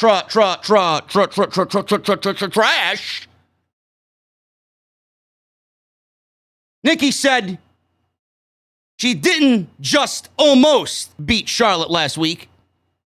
She beat her all the way. She said, tonight, I'm almost positive I'm going to beat Rhea Ripley. She said the odds are stacked against her at SummerSlam, but she'll do what it takes to become champion. Somebody take the microphone away from Nikki Ash, please. This sounds awful. Awful. She doesn't cut a good promo. She doesn't sound good. Sounds cheesy. It sounds lame. Again, I don't know how anybody enjoys this, man. This is one of the reasons why the show is fucking in the toilet. It really is. So we got this match. Nikki Ash comes out. Absolutely no reaction. Absolutely no reaction. I see fans just sitting there, not making any noise. WWE, Kevin Dunn panned over the crowd. Nobody's moving. Nobody's hands are in the air. Nobody's doing this. Nobody's fucking cheering on. Yet all I hear on my end is piped in crowd noise. I hear piped in crowd noise. Right? I know you guys saw it. Piped in crowd noise for a gimmick that nobody gives a fuck about. Then Nikki's in the ring. She's holding up the Raw Women's Championship. I hear more crowd noise. Meanwhile, I see the crowd, and they're not doing anything. They're not reacting. There's no sound. But I hear people cheering. I don't see people doing anything remotely close to cheering. WWE's piping in cheers because Nikki sucks. The gimmick sucks. The gimmick is dead. This is your women's division. And it's spearheaded by fucking a cosplay Batgirl. It's spearheaded by a fucking comic book character. You know, one of the things that the women are upset about, in NXT after the fucking death of NXT on Friday, Johnny Laurinaitis is in charge. And a lot of people are mentioning that they are noticing a change, a shift in the company. They're moving away from what made the brand unique. You know, you do realize that Triple H and NXT is the reason that you have a women's revolution right now. Triple H is the reason why you have Sasha and Bayley and Charlotte and Becky. Triple H is the reason that those women were given the foundation to go and do what they did. Triple H is the reason for the single greatest women's championship match of all time in Sasha and Bayley at TakeOver Brooklyn 1.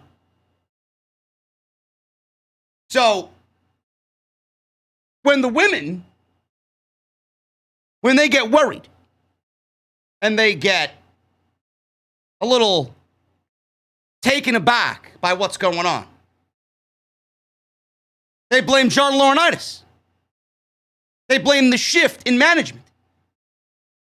Look at what they did to Tegan Nox on Friday night. 2-minute match against Tamina. 2 minutes. Look at the women's division on Monday night. You got dolls fucking making facial expressions, dolls winking, DouDrop, Eva Marie. Eva Marie has more television time than Tony fucking Storm, Shotzi Blackheart, and Tegan Nox combined. What has Shotzi Blackheart done when she got called up? 0. What has Tegan Nox done when she got called up? 0. Where's Tony Storm? Tony Storm hasn't been on the fucking show in 3 weeks. Where is she? Where is she, Bruce? Where is she, Johnny Ace? Huh? She not blonde enough for you? Does she not have a bigger ass for you? Huh? I don't get it. Is her chest not big enough for you? Why isn't she on the show? Yeah, you want to pull from Triple H's stash, then you don't want to use it. then you don't want to use it. You see, the vision of women's wrestling came from NXT. And the vision of women's wrestling now is fucking superheroes with butterflies on their fucking chest and butterflies on the belt. Inspiration and children and kids and all this other sappy shit, right? All this bullshit. Meanwhile, it's a fucking slap in the face. It's a slap in the face of everything that Triple H did in NXT. It's a slap in the face to Sasha, slap in the face to Bayley, slap in the face to Becky. I'd even say it's a slap in the face to Charlotte, because Charlotte looks like a fucking piece of shit. Mixing it up with fucking Nikki Ash. I can't stand Charlotte. I think she's fucking overrated. The best ever? Yeah, right.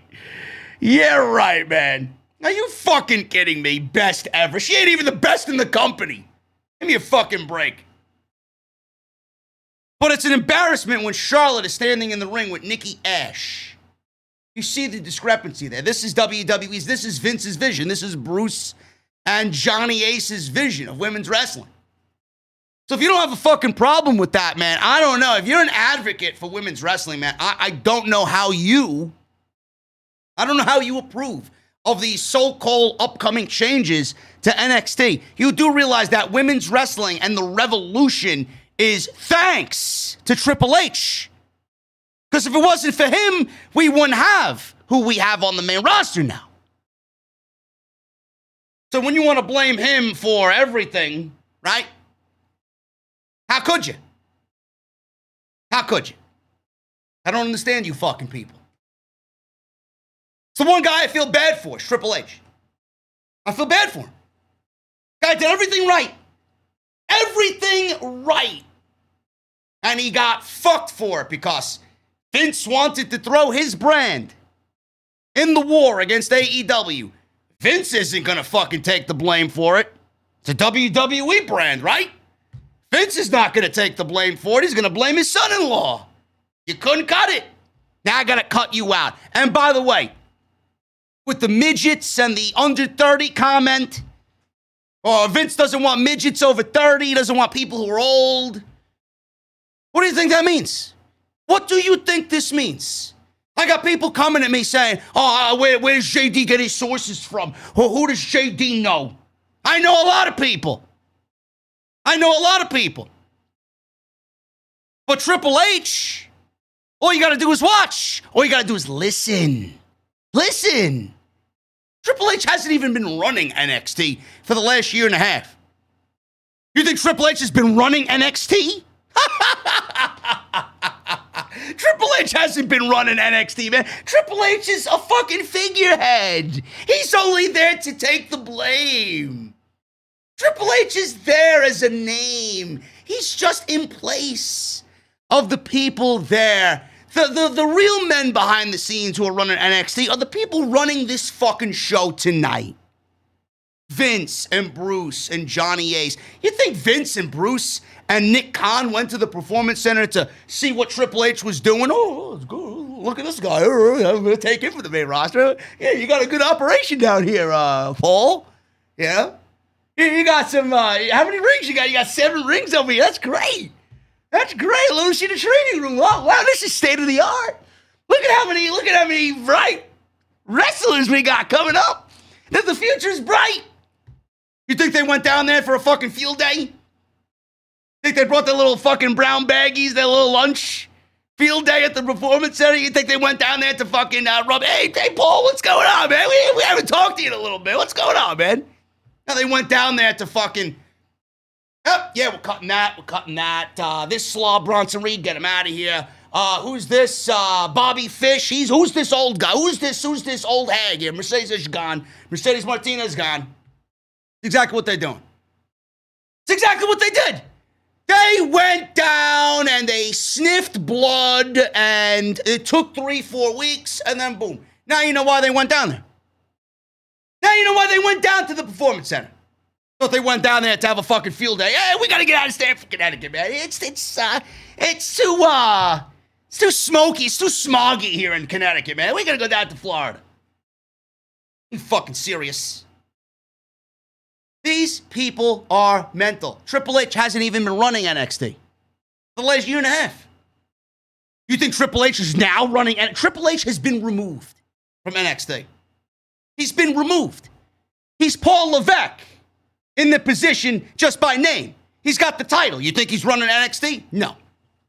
You know who's running NXT? Vince. You know who's running NXT? Bruce. Johnny Ace. Those are the men running NXT. It's all over. It's all over. Triple H got fucked. Shawn Michaels got fucked. Triple H got fucked. William Regal got fucked. Matt Bloom got fucked. Everybody got fucked. Triple H is fucked. I love to be a fly on the wall during Thanksgiving dinner, man. I don't know how that man sleeps at night. I really don't. You know? I'll tell you this right now. Everybody's expounding. This is the last thing I'll say. Everybody thinks Daniel Bryan and CM Punk is going to be the biggest fucking thing all month. Daniel Bryan showing up in New York. Punk is going to be in Chicago for Rampage, right? The biggest event of the fucking month is that conference call for NXT TakeOver 36 by Paul Levesque. SummerSlam weekend. That Wednesday, or to Thursday, whenever the fuck it's going to be, that conference call is going to be the biggest event of the entire fucking weekend. That entire SummerSlam weekend, that. Because I want to see what that man says. And the fucking denial that's going to be seeping from that man's fucking pores is going to be pathetic. It's going to be pathetic. I want to see that guy fucking shill his father-in-law after what he did. I want to see. What is he going to say? Yeah, Vince ruined my fucking brand. He ruined my vision. Oh, if you don't like it, don't watch. This is the natural progression of NXT. Give me a fucking break. Natural progression. Johnny Ace? Bruce Pritchard.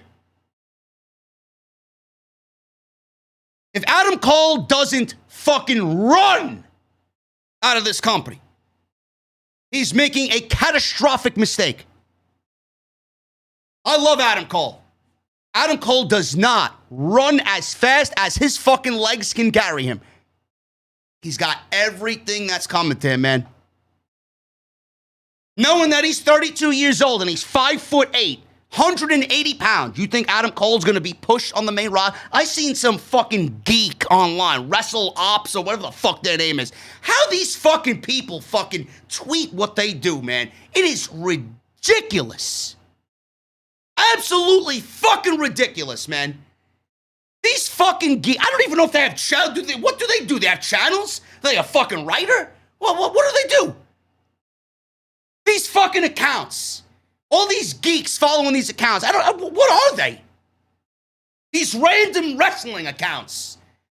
Fucking proclaiming their fandom.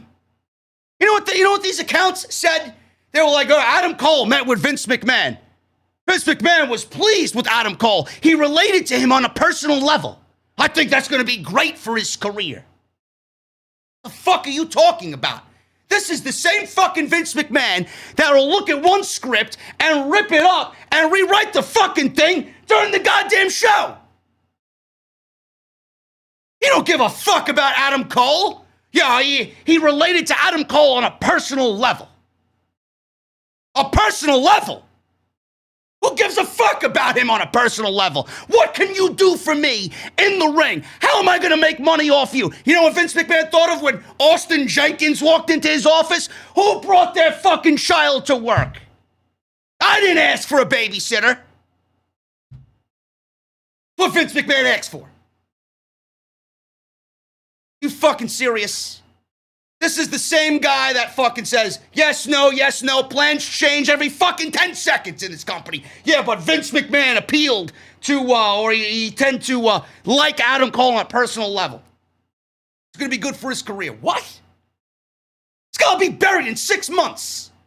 Creative plans for Adam Cole? What creative plans? This guy's going to be mid-card for life in WWE. If you think that's good for his career, my God, I'm glad you ain't fucking booking a wrestling show. Glad you ain't in charge of a fucking company. Good for his career. This is the same guy that'll fucking sign Adam Cole to a multi-million-dollar deal and fire him 6 months later. No, but he liked Adam Cole on a personal level. You fucking serious? Half of these fucking Twitter accounts, man, they are absolutely mind-numbingly fucking retarded. Seriously. How anybody listens to this show? Like, who the fuck are these accounts? Really? Are you watching the same fucking show I am? Do you realize who's in charge here? Unbelievable. Tell you, man, Britt Baker better be fucking buttering him up. He can't be that fucking stupid. Seriously. Anyway, Nick, I don't know, what am I talking about here? Just went on a whole rant about this shit. Nikki Cross and Rhea Ripley, no contest. The android comes out. This looks like a fucking, she looks like a fucking motherboard. Android. Charlotte Flair comes out. She's got curly hair now. All the simps were going, oh, look, Charlotte looks so beautiful. No contest.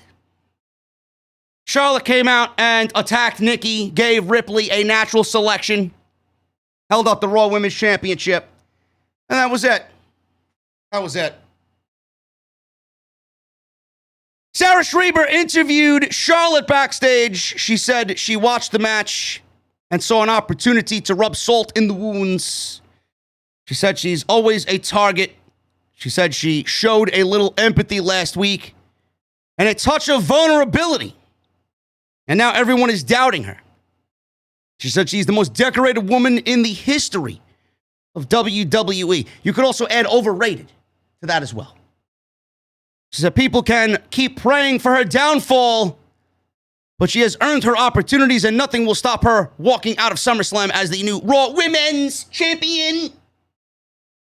Give me a break. Shit is awful. AJ Styles versus Randy Orton. Orton wins in 10 minutes. This was pretty much boring up until the end. Styles kicked a distracted Orton on the side of his head. Riddle ran out, shoved Omos into the ring post, leapt onto his back with a sleeper. Omos rammed Riddle backwards into the ring post. Orton caught Styles flying at him with a forearm, turned it into an RKO, and that was it. Riddle entered the ring, asked Randy Orton for a hug. Orton was about to leave. Riddle asked Orton, please listen to the people. They're chanting RK Bro. Orton returned to the ring, gave Riddle a reluctant hug. Riddle was happy, raised Orton's arm. Orton then gave Riddle an RKO. And he headed him in this almost loving way. And it was, I told you, I'm not for it. I love you. I got no problem with you. But I'm the Viper. And I do things on my own. But I do think it's going to be a tag team match at SummerSlam. Otherwise, what is AJ and Omos? What are their plans for SummerSlam? Nothing. There's no tag team division. No tag team division. This show was fucking brutal. Brutal. I don't know how anybody watches this show and enjoys it. I really don't. I don't know. You have to be a paid fucking shill to say anything remotely positive about this show. It sucks. Anyway, guys, I appreciate y'all. Thank you for stopping by. We got 2,800 in the venue. It's a slow night in off the script land. That's a slow night. Number one in the community. As always, every single time we live stream here, man, we got the most entertaining and most in-depth, the most truthful show in the entire IWC. You don't like it? Get the fuck out. That means you don't like the truth smacking you in the fucking face. I appreciate you guys very much, man.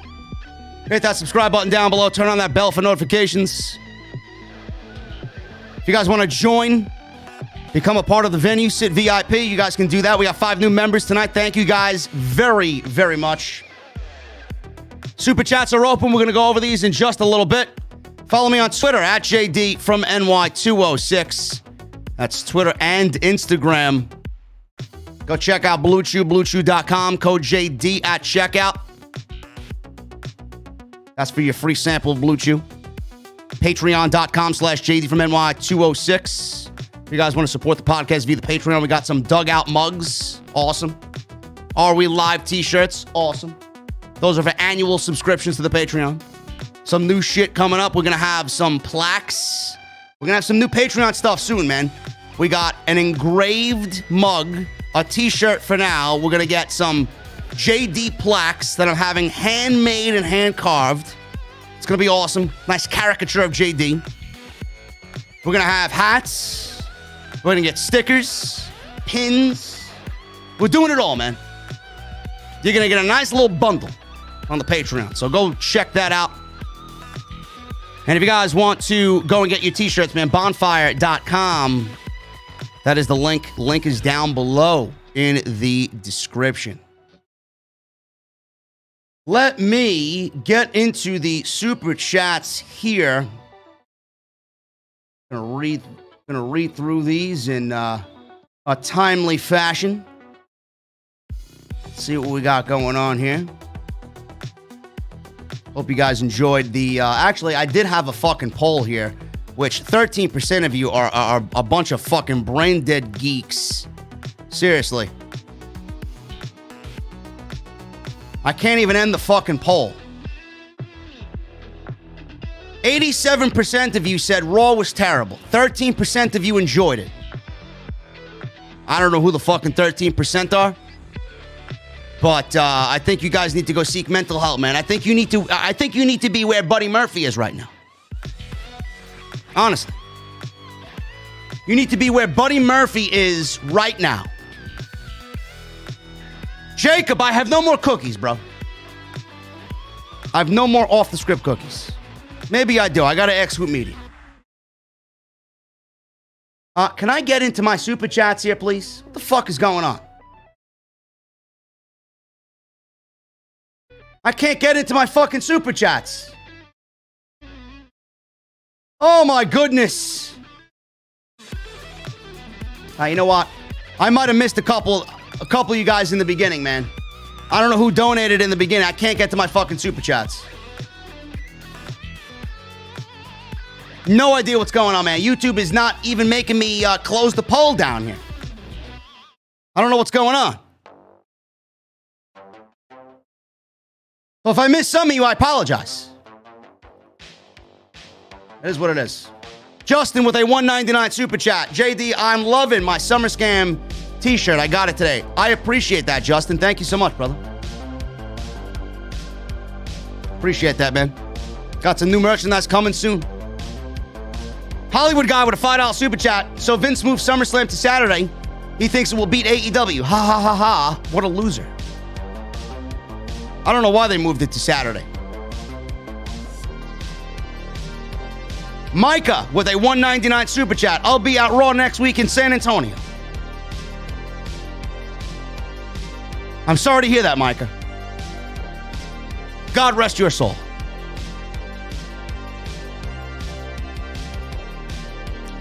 Hooligan with a $20 super chat. I love you, Mama. Your prayer warriors and I are here celebrating you. Thank you, JD, and all my amazing OTS family for your love and encouragement to my mother and I all year. She loved you all so much. Rest in peace, Mama Grimm. Rest in peace, Mama Grimm, brother.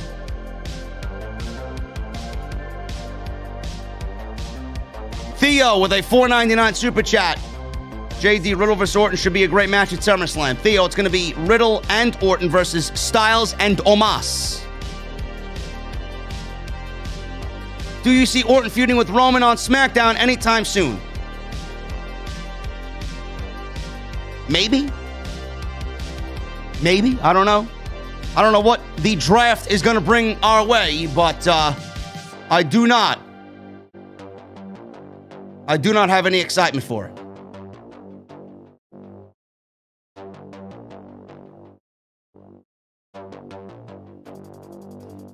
Reese with a $19.99 super chat. Thank you, Reese. Prayers out to my boy Hooli. Hope the OTS family can help you through it, bro. Thank you, Reese. I appreciate you, brother.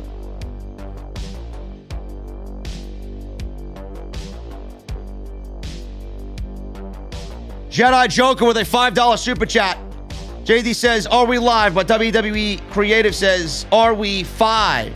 Can you call my brother Sean and his girlfriend Kelly goons, please? Well, Joker, why are your brother Sean and his girlfriend Kelly goons? That's what I want to know. Are they Eva Marie fans?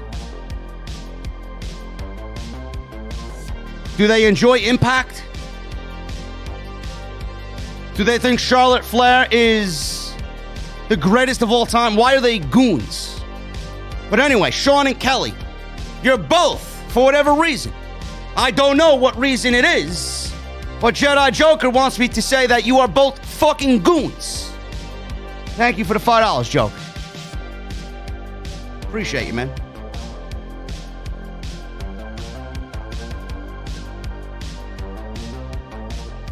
Jonathan Costello with a $4.99 super chat. Greetings, IWC Tribal Chief. I'm currently reporting to you from Disneyland, trying to talk to the mouse or Donald Duck to improve WWE's creative. Bro, listen, Donald Duck, I'm sure, can handle the position better than Bruce Pritchard. Justin with a $1.99 super chat. Also, prayers to Hula Grim. We're here for you. Thank you, Justin. Tony DC4L with a $4.99 super chat. I'm at work and just scrolling on Twitter looking at the results, and what the fuck? Sheesh, Raw was bad. The whole company needs a rebrand. The entire main roster needs to be gutted like a fucking fish. Shout out to my boy Daryl as well in the chat. It's one of our mods. Daryl was on my live stream earlier today on my second channel. He donated a big 500 bomb. Shout out to Daryl, man. He's one of the VIPs.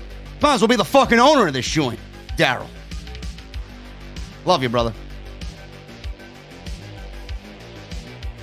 Aaron Hager with a $4.99 super chat. Dear Lord, Charlotte looked like Dee Snider tonight. She did. Aaron, that is a pinpoint depiction of Charlotte Flair tonight. Oh, but she looks so beautiful. I wonder how Charlotte feels knowing that she's the second best dressed in that relationship with Andrade. JD, thanks for all that you do. Thank you, Aaron. I appreciate you. DV Acme with a $10 super chat. Wrestling Observer did the numbers on male wrestlers on the rosters. Raw's got 35, SmackDown's got 24, AEW 79. No wonder WWE keeps repeating the same fucking matches. Just tonight, 6 of them were rematches.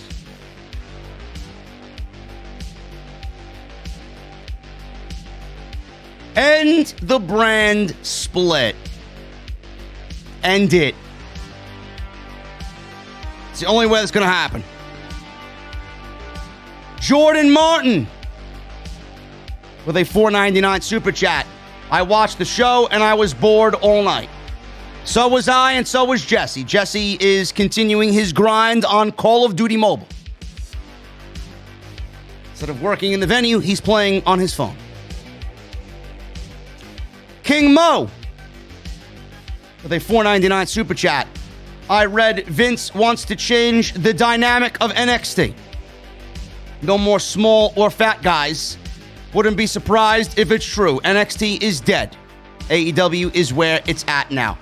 AEW is what NXT used to be. NXT is finished. Thank you, King Mo. Bradley Robinette with a $1.99 super chat. God, this show sucks. WWE sucks overall. JD is number 1.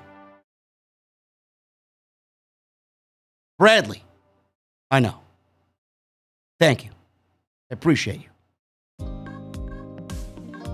Hollywood Guy with a $5 super chat. There is a triple threat match between Vince, Bruce, and John for worst show rating ever. You probably are not that far off, Hollywood Guy. I would say you are pretty damn accurate with that one. Reese with a $4.99 super chat. Monday Nap Raw should be their name.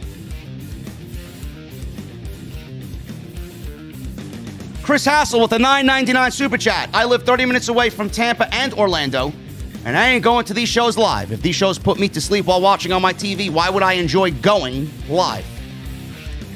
You make a fine point there, Chris. I wish everybody thought the same way you did. But clearly, people are just not as intelligent. You are of a superior IQ. Most of my fans are. Tony Brown with a $4.99 super chat. JD, this show put me out quicker than the operating room at the VA hospital. I hate Vince. Screw Raw. OTS for life. Thank you, Tony Brown. I appreciate you, bro. Jericho8131 with a $10 super chat. They apparently had Dakota Kai job to Aaliyah on main event before Raw. The same Dakota Kai facing Raquel Gonzalez at TakeOver. The mockery of NXT continues. At this rate, Vince may as well cancel NXT. Yeah, because they figure, you know what? It's on main event. Nobody watches it anyway. We'll beat Dakota. Haha, title match. Haha, she's gonna lose. They did exactly what they did to Cross. To Dakota.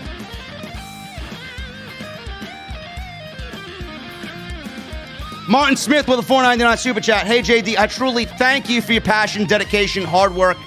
Have a cold beverage on me, my friend, and I hope to see you in Chicago for All Out. I'll be there, brother. So will Jesse.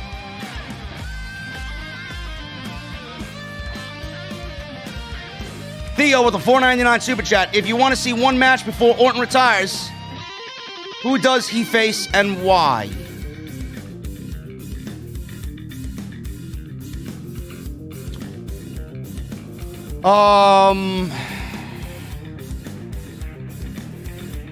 I'd like to see him face Ciampa. But the likelihood of that happening is never going to be. Put Ciampa over on his way out to retirement. Andrew Stevens with a $5 super chat. Hi, JD. This is my first super chat. Keep doing your thing. I'm quickly becoming a fan of OTS. Super fortunate to miss Raw due to work. Perez for Hologram. Andrew, thank you, brother. Hopefully you enjoy your stay in the venue. This is the place to be every week, man. We got the best in fine beverages.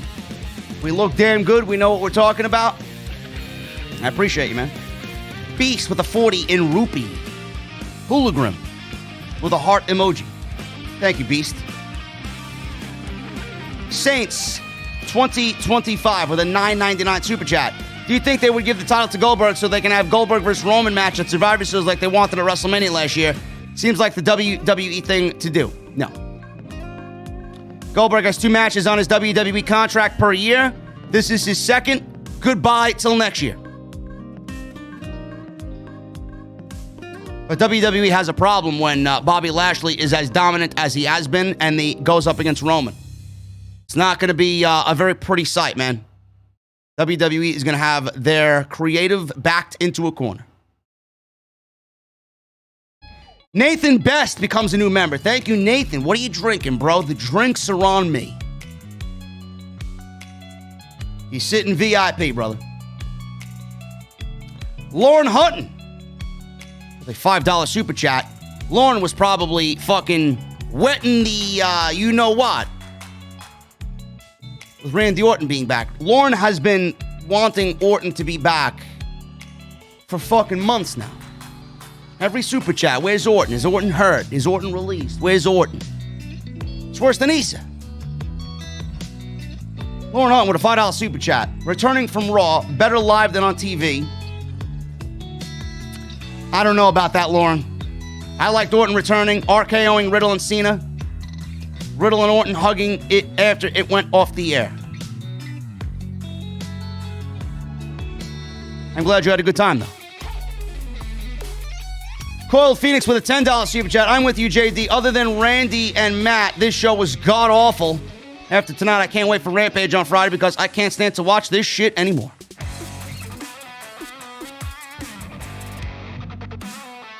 Yes, Coiled. Randy Orton and Matt Riddle. Only thing on this show worth watching. Jesse, Desmond Dukes needs ice. His drink is not cold. There's a specific motto here where all drinks need to be of maximum coldness. You're not following the written rule in the back, bro. I'm sorry. You gotta put the Call of Duty Mobile down, bro. Listen, I don't give a shit about your fucking battle pass, bro. I don't give a shit about zombies, okay? I'm gonna make you a fucking zombie if you don't serve Desmond his ice, okay? Don't give me no lip. Don't give me no fucking lip. You hired Issa, she's sleeping behind the fucking bar, right? She fell asleep looking at pictures of fucking Roman Reigns on Twitter. On her iPad. Fucking geek.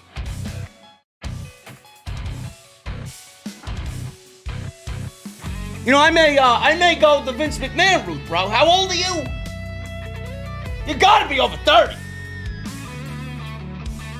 You may come in underneath that Adam Cole height too, I think, right?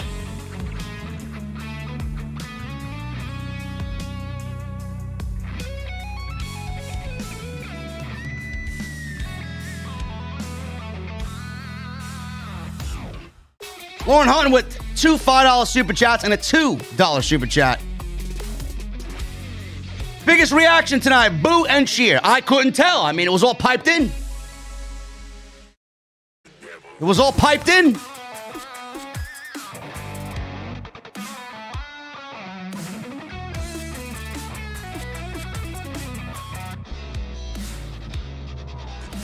Started a chant while I was there at the arena.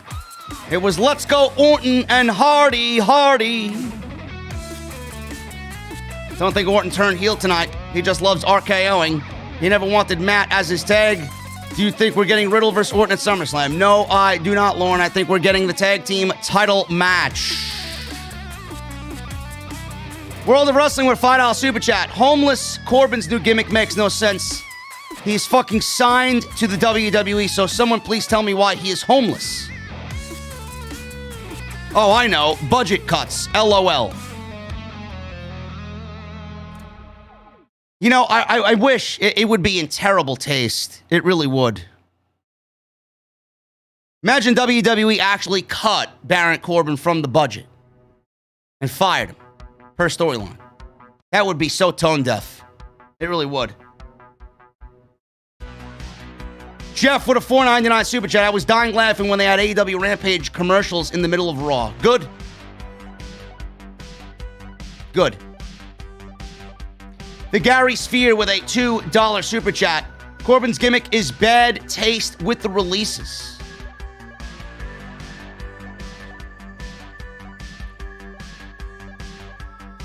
Julian Vasquez with a $10 super chat. WWE's on the downfall, and it's fun to watch it crumble. Carrying Cross is now called Catering Cross. Not yet. He'll get there.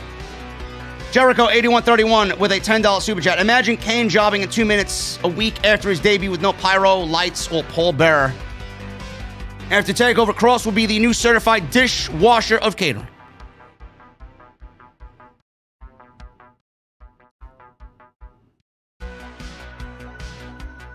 Darius Moore with a new membership. Brother, what are you drinking, man? Thank you so much, bro. Sixers205 with a $9.99 super chat. What does NXT look like a year from now, JD? It may be canceled, Sixers. It may be off the WWE Network. Or off USA, back on the WWE Network. Remember that new NXT show they wanted to do? You're going to get it. You're going to get it. Montreal Rather with a $5 super chat. Adam Cole is going to be Michael Cole's long-lost son or adopted son gimmick just to bury him eventually. Just watch. Bro, Adam Cole needs to run as fast as he can. Mr. Cake with a $2 super chat. NXT is going to be the new CM Punk chant. Watch. I hope so. And then Kevin Dunn could die down that gimmick too. And lower the volume. Montreal Rather with a $2 super chat. That's if him staying with WWE is true. I have a feeling he's going to stay. I hope not, but I have a feeling. Bobby Stevens with a $5 super chat. But JD, they don't do magic with live fans, man. They're holding all the good storylines, man. Ha ha ha ha. Thank you, AEW. Yeah, I don't hear all these fucking cretins online. Oh, but they're only saving the good stuff for when the fans are back. Have we gotten good stuff? I'm waiting. Someone please tell me where this good stuff is. Now that fans are back. TVP83 with a $10 super chat. Missed Raw tonight due to work, but was probably for the best anyways. Hope you're doing well, JD. And you're welcome for the $100 on Friday night. Thank you, brother. Thank you so much, man. Right at the end of the show, TVP donated a cool $100 in super chat. Brian Betancourt with a $2.99 super chat. What's up, JD? Can't wait for AEW Friday and Wednesday. Me neither, man. Jesse and I can't wait. Sean Watkins. Oh my God, it's Rush 2213 and Christopher Harris become new members. VIPs in the venue. Thank you guys. What the fuck are you guys drinking? King Mo with a $4.99 super chat. Goldberg needs to go somewhere and have several seats. WWE keeps topping themselves every week with more ridiculousness. This company is buns. Thank you, King Mo.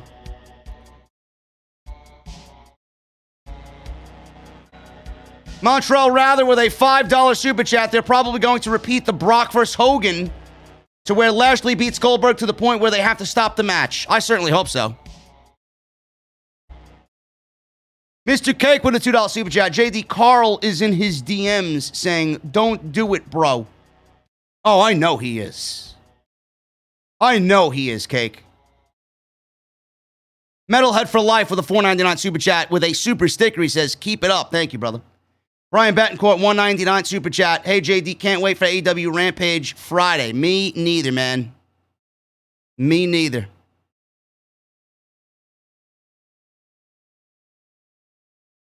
Junior Richardson with a $5 super chat. Can't answer the poll question. Didn't watch the show. Thank you for doing it for me.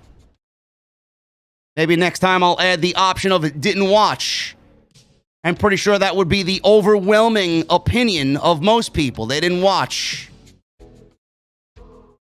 So that's what you got me for. The fuck you need to watch the show for? You got me. Anthony Oliveras with a $5 super chat. Hey, yo. I just wanted to say what's up to my favorite podcaster. Thank you, Anthony. Hey, yo. You guys remember that promo that Razor Ramon cut on Bret Hart before the 93 Royal Rumble? Hey, yo. And if I see your daddy walking the streets, I may slap his face too.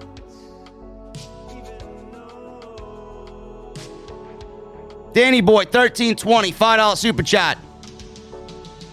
Hi, JD. This is my first time donating. Been watching you since the summer of 2016. Keep up the great work. You are the man. Thank you, Danny. I appreciate you, brother. Hopefully we see you more in the super chats and in the venue, man. Sixers 205 with a $4.99 super chat. JD, you should just upload the same Raw review every week. If they run reruns, why can't you? Come on, Sixers. I can't do that, bro. I'd never be able to live with myself. That's the difference between me and the E. They go to sleep and they put their heads down on their pillows at night, smiling from ear to ear because they think that they did a good job and they got all this money flowing from their pockets. Meanwhile, the show sucks.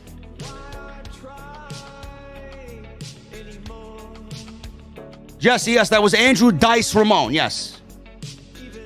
Yes.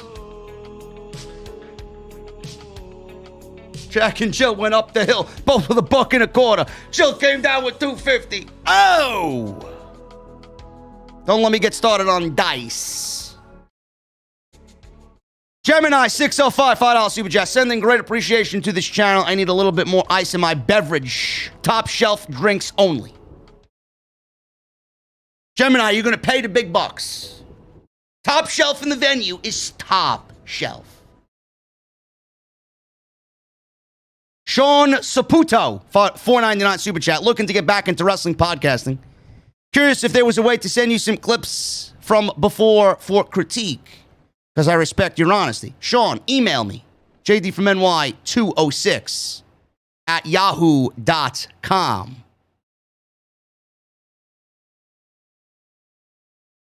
The best way to reach out to me, man. Don't reach into my Instagrams. Don't message me on Twitter. Just email me.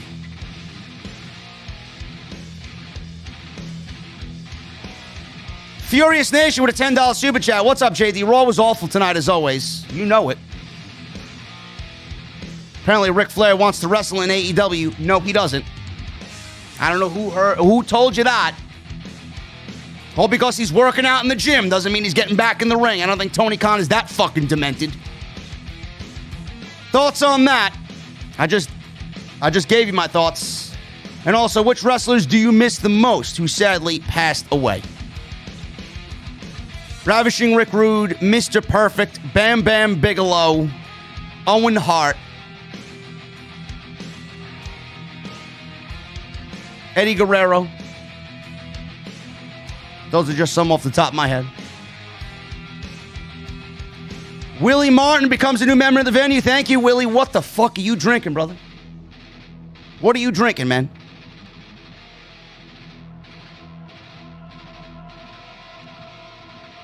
Chris with a $4.99 super chat. What's up, JD and the OTS family? Prayers to my bro, Hooligram.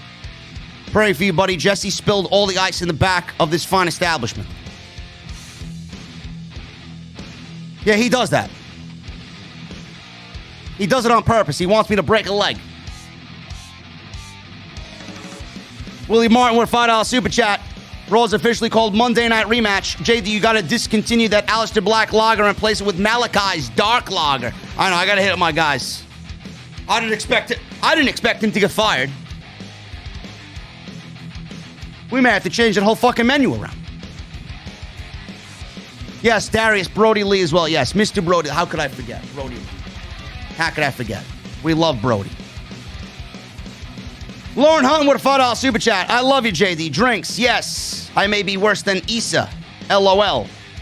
But we can't help but love our men. Orton, Cena, Roman. See you Friday, hon. Stay safe. Thank you, Lauren. Roddy Piper as well. Chase Gaming. Yes, I love Hot Rod. Wrestle Planet with a $2 super chat. Whee! The Strowman Express is gearing up. He's got some interesting and exciting things to come for his in-ring return. I don't know if he's going to be fuel-powered or steam-powered. I'm not sure. Lauren Hutton, I'm down for Priest and Sheamus with a $2 super chat. Thank you, Lauren. Chris with a $4.99 super chat. Didn't watch Raw. Instead, I was watching the 1997 SummerSlam and the 2002 SummerSlam. Both shows were amazing. Those are two of my favorite SummerSlams. Chris, so good on you. Lauren with a 99-cent super chat. Thank you, Lauren. Kelly with a $10 super chat. Seeing Bliss's doll wink at DouDrop had me think of Primus. My name is Mud because I feel like hitting Vince upside the cranium with that aluminum baseball bat for this awful Raw. My name is Mud.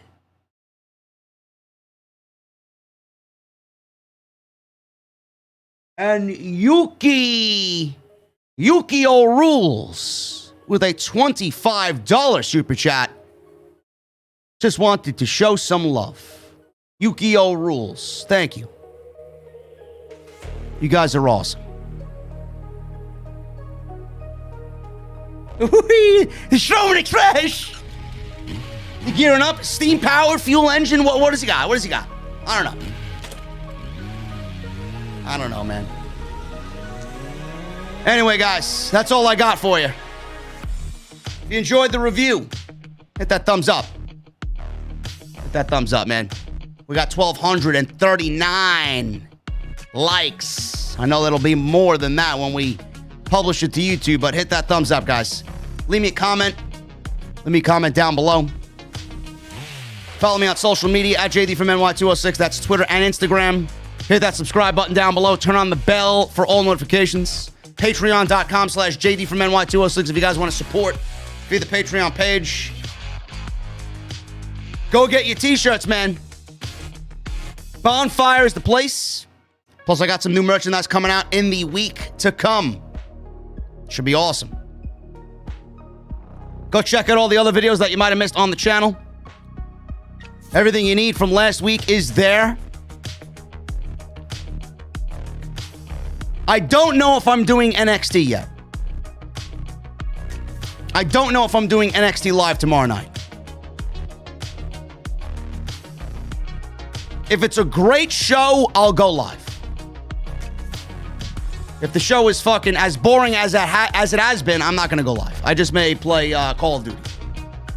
Or I'll play something on my second channel. I don't know. But we'll see, guys. We'll see what happens tomorrow. We'll take it hour by hour. Shout out to all the mods. Shout out to Hologram. Love you, brother. Rest easy tonight, man. Hopefully we entertain you for the 2 hours that we were here. And I will definitely see you guys tomorrow, man. Until then, I'm about to get out of here, man. The venue's closing down. I'm getting in the Mustang. I'm hitting the highway. I'm getting out of here and going home. I need 2 things from you. Number 1, I need those guitar emojis in the chat. Number 2,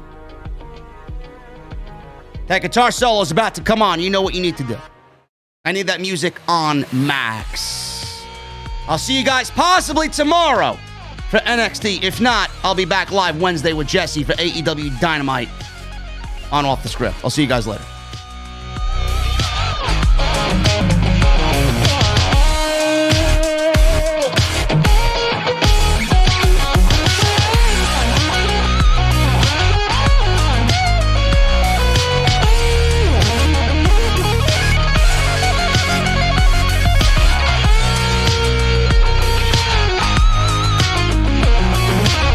Oh,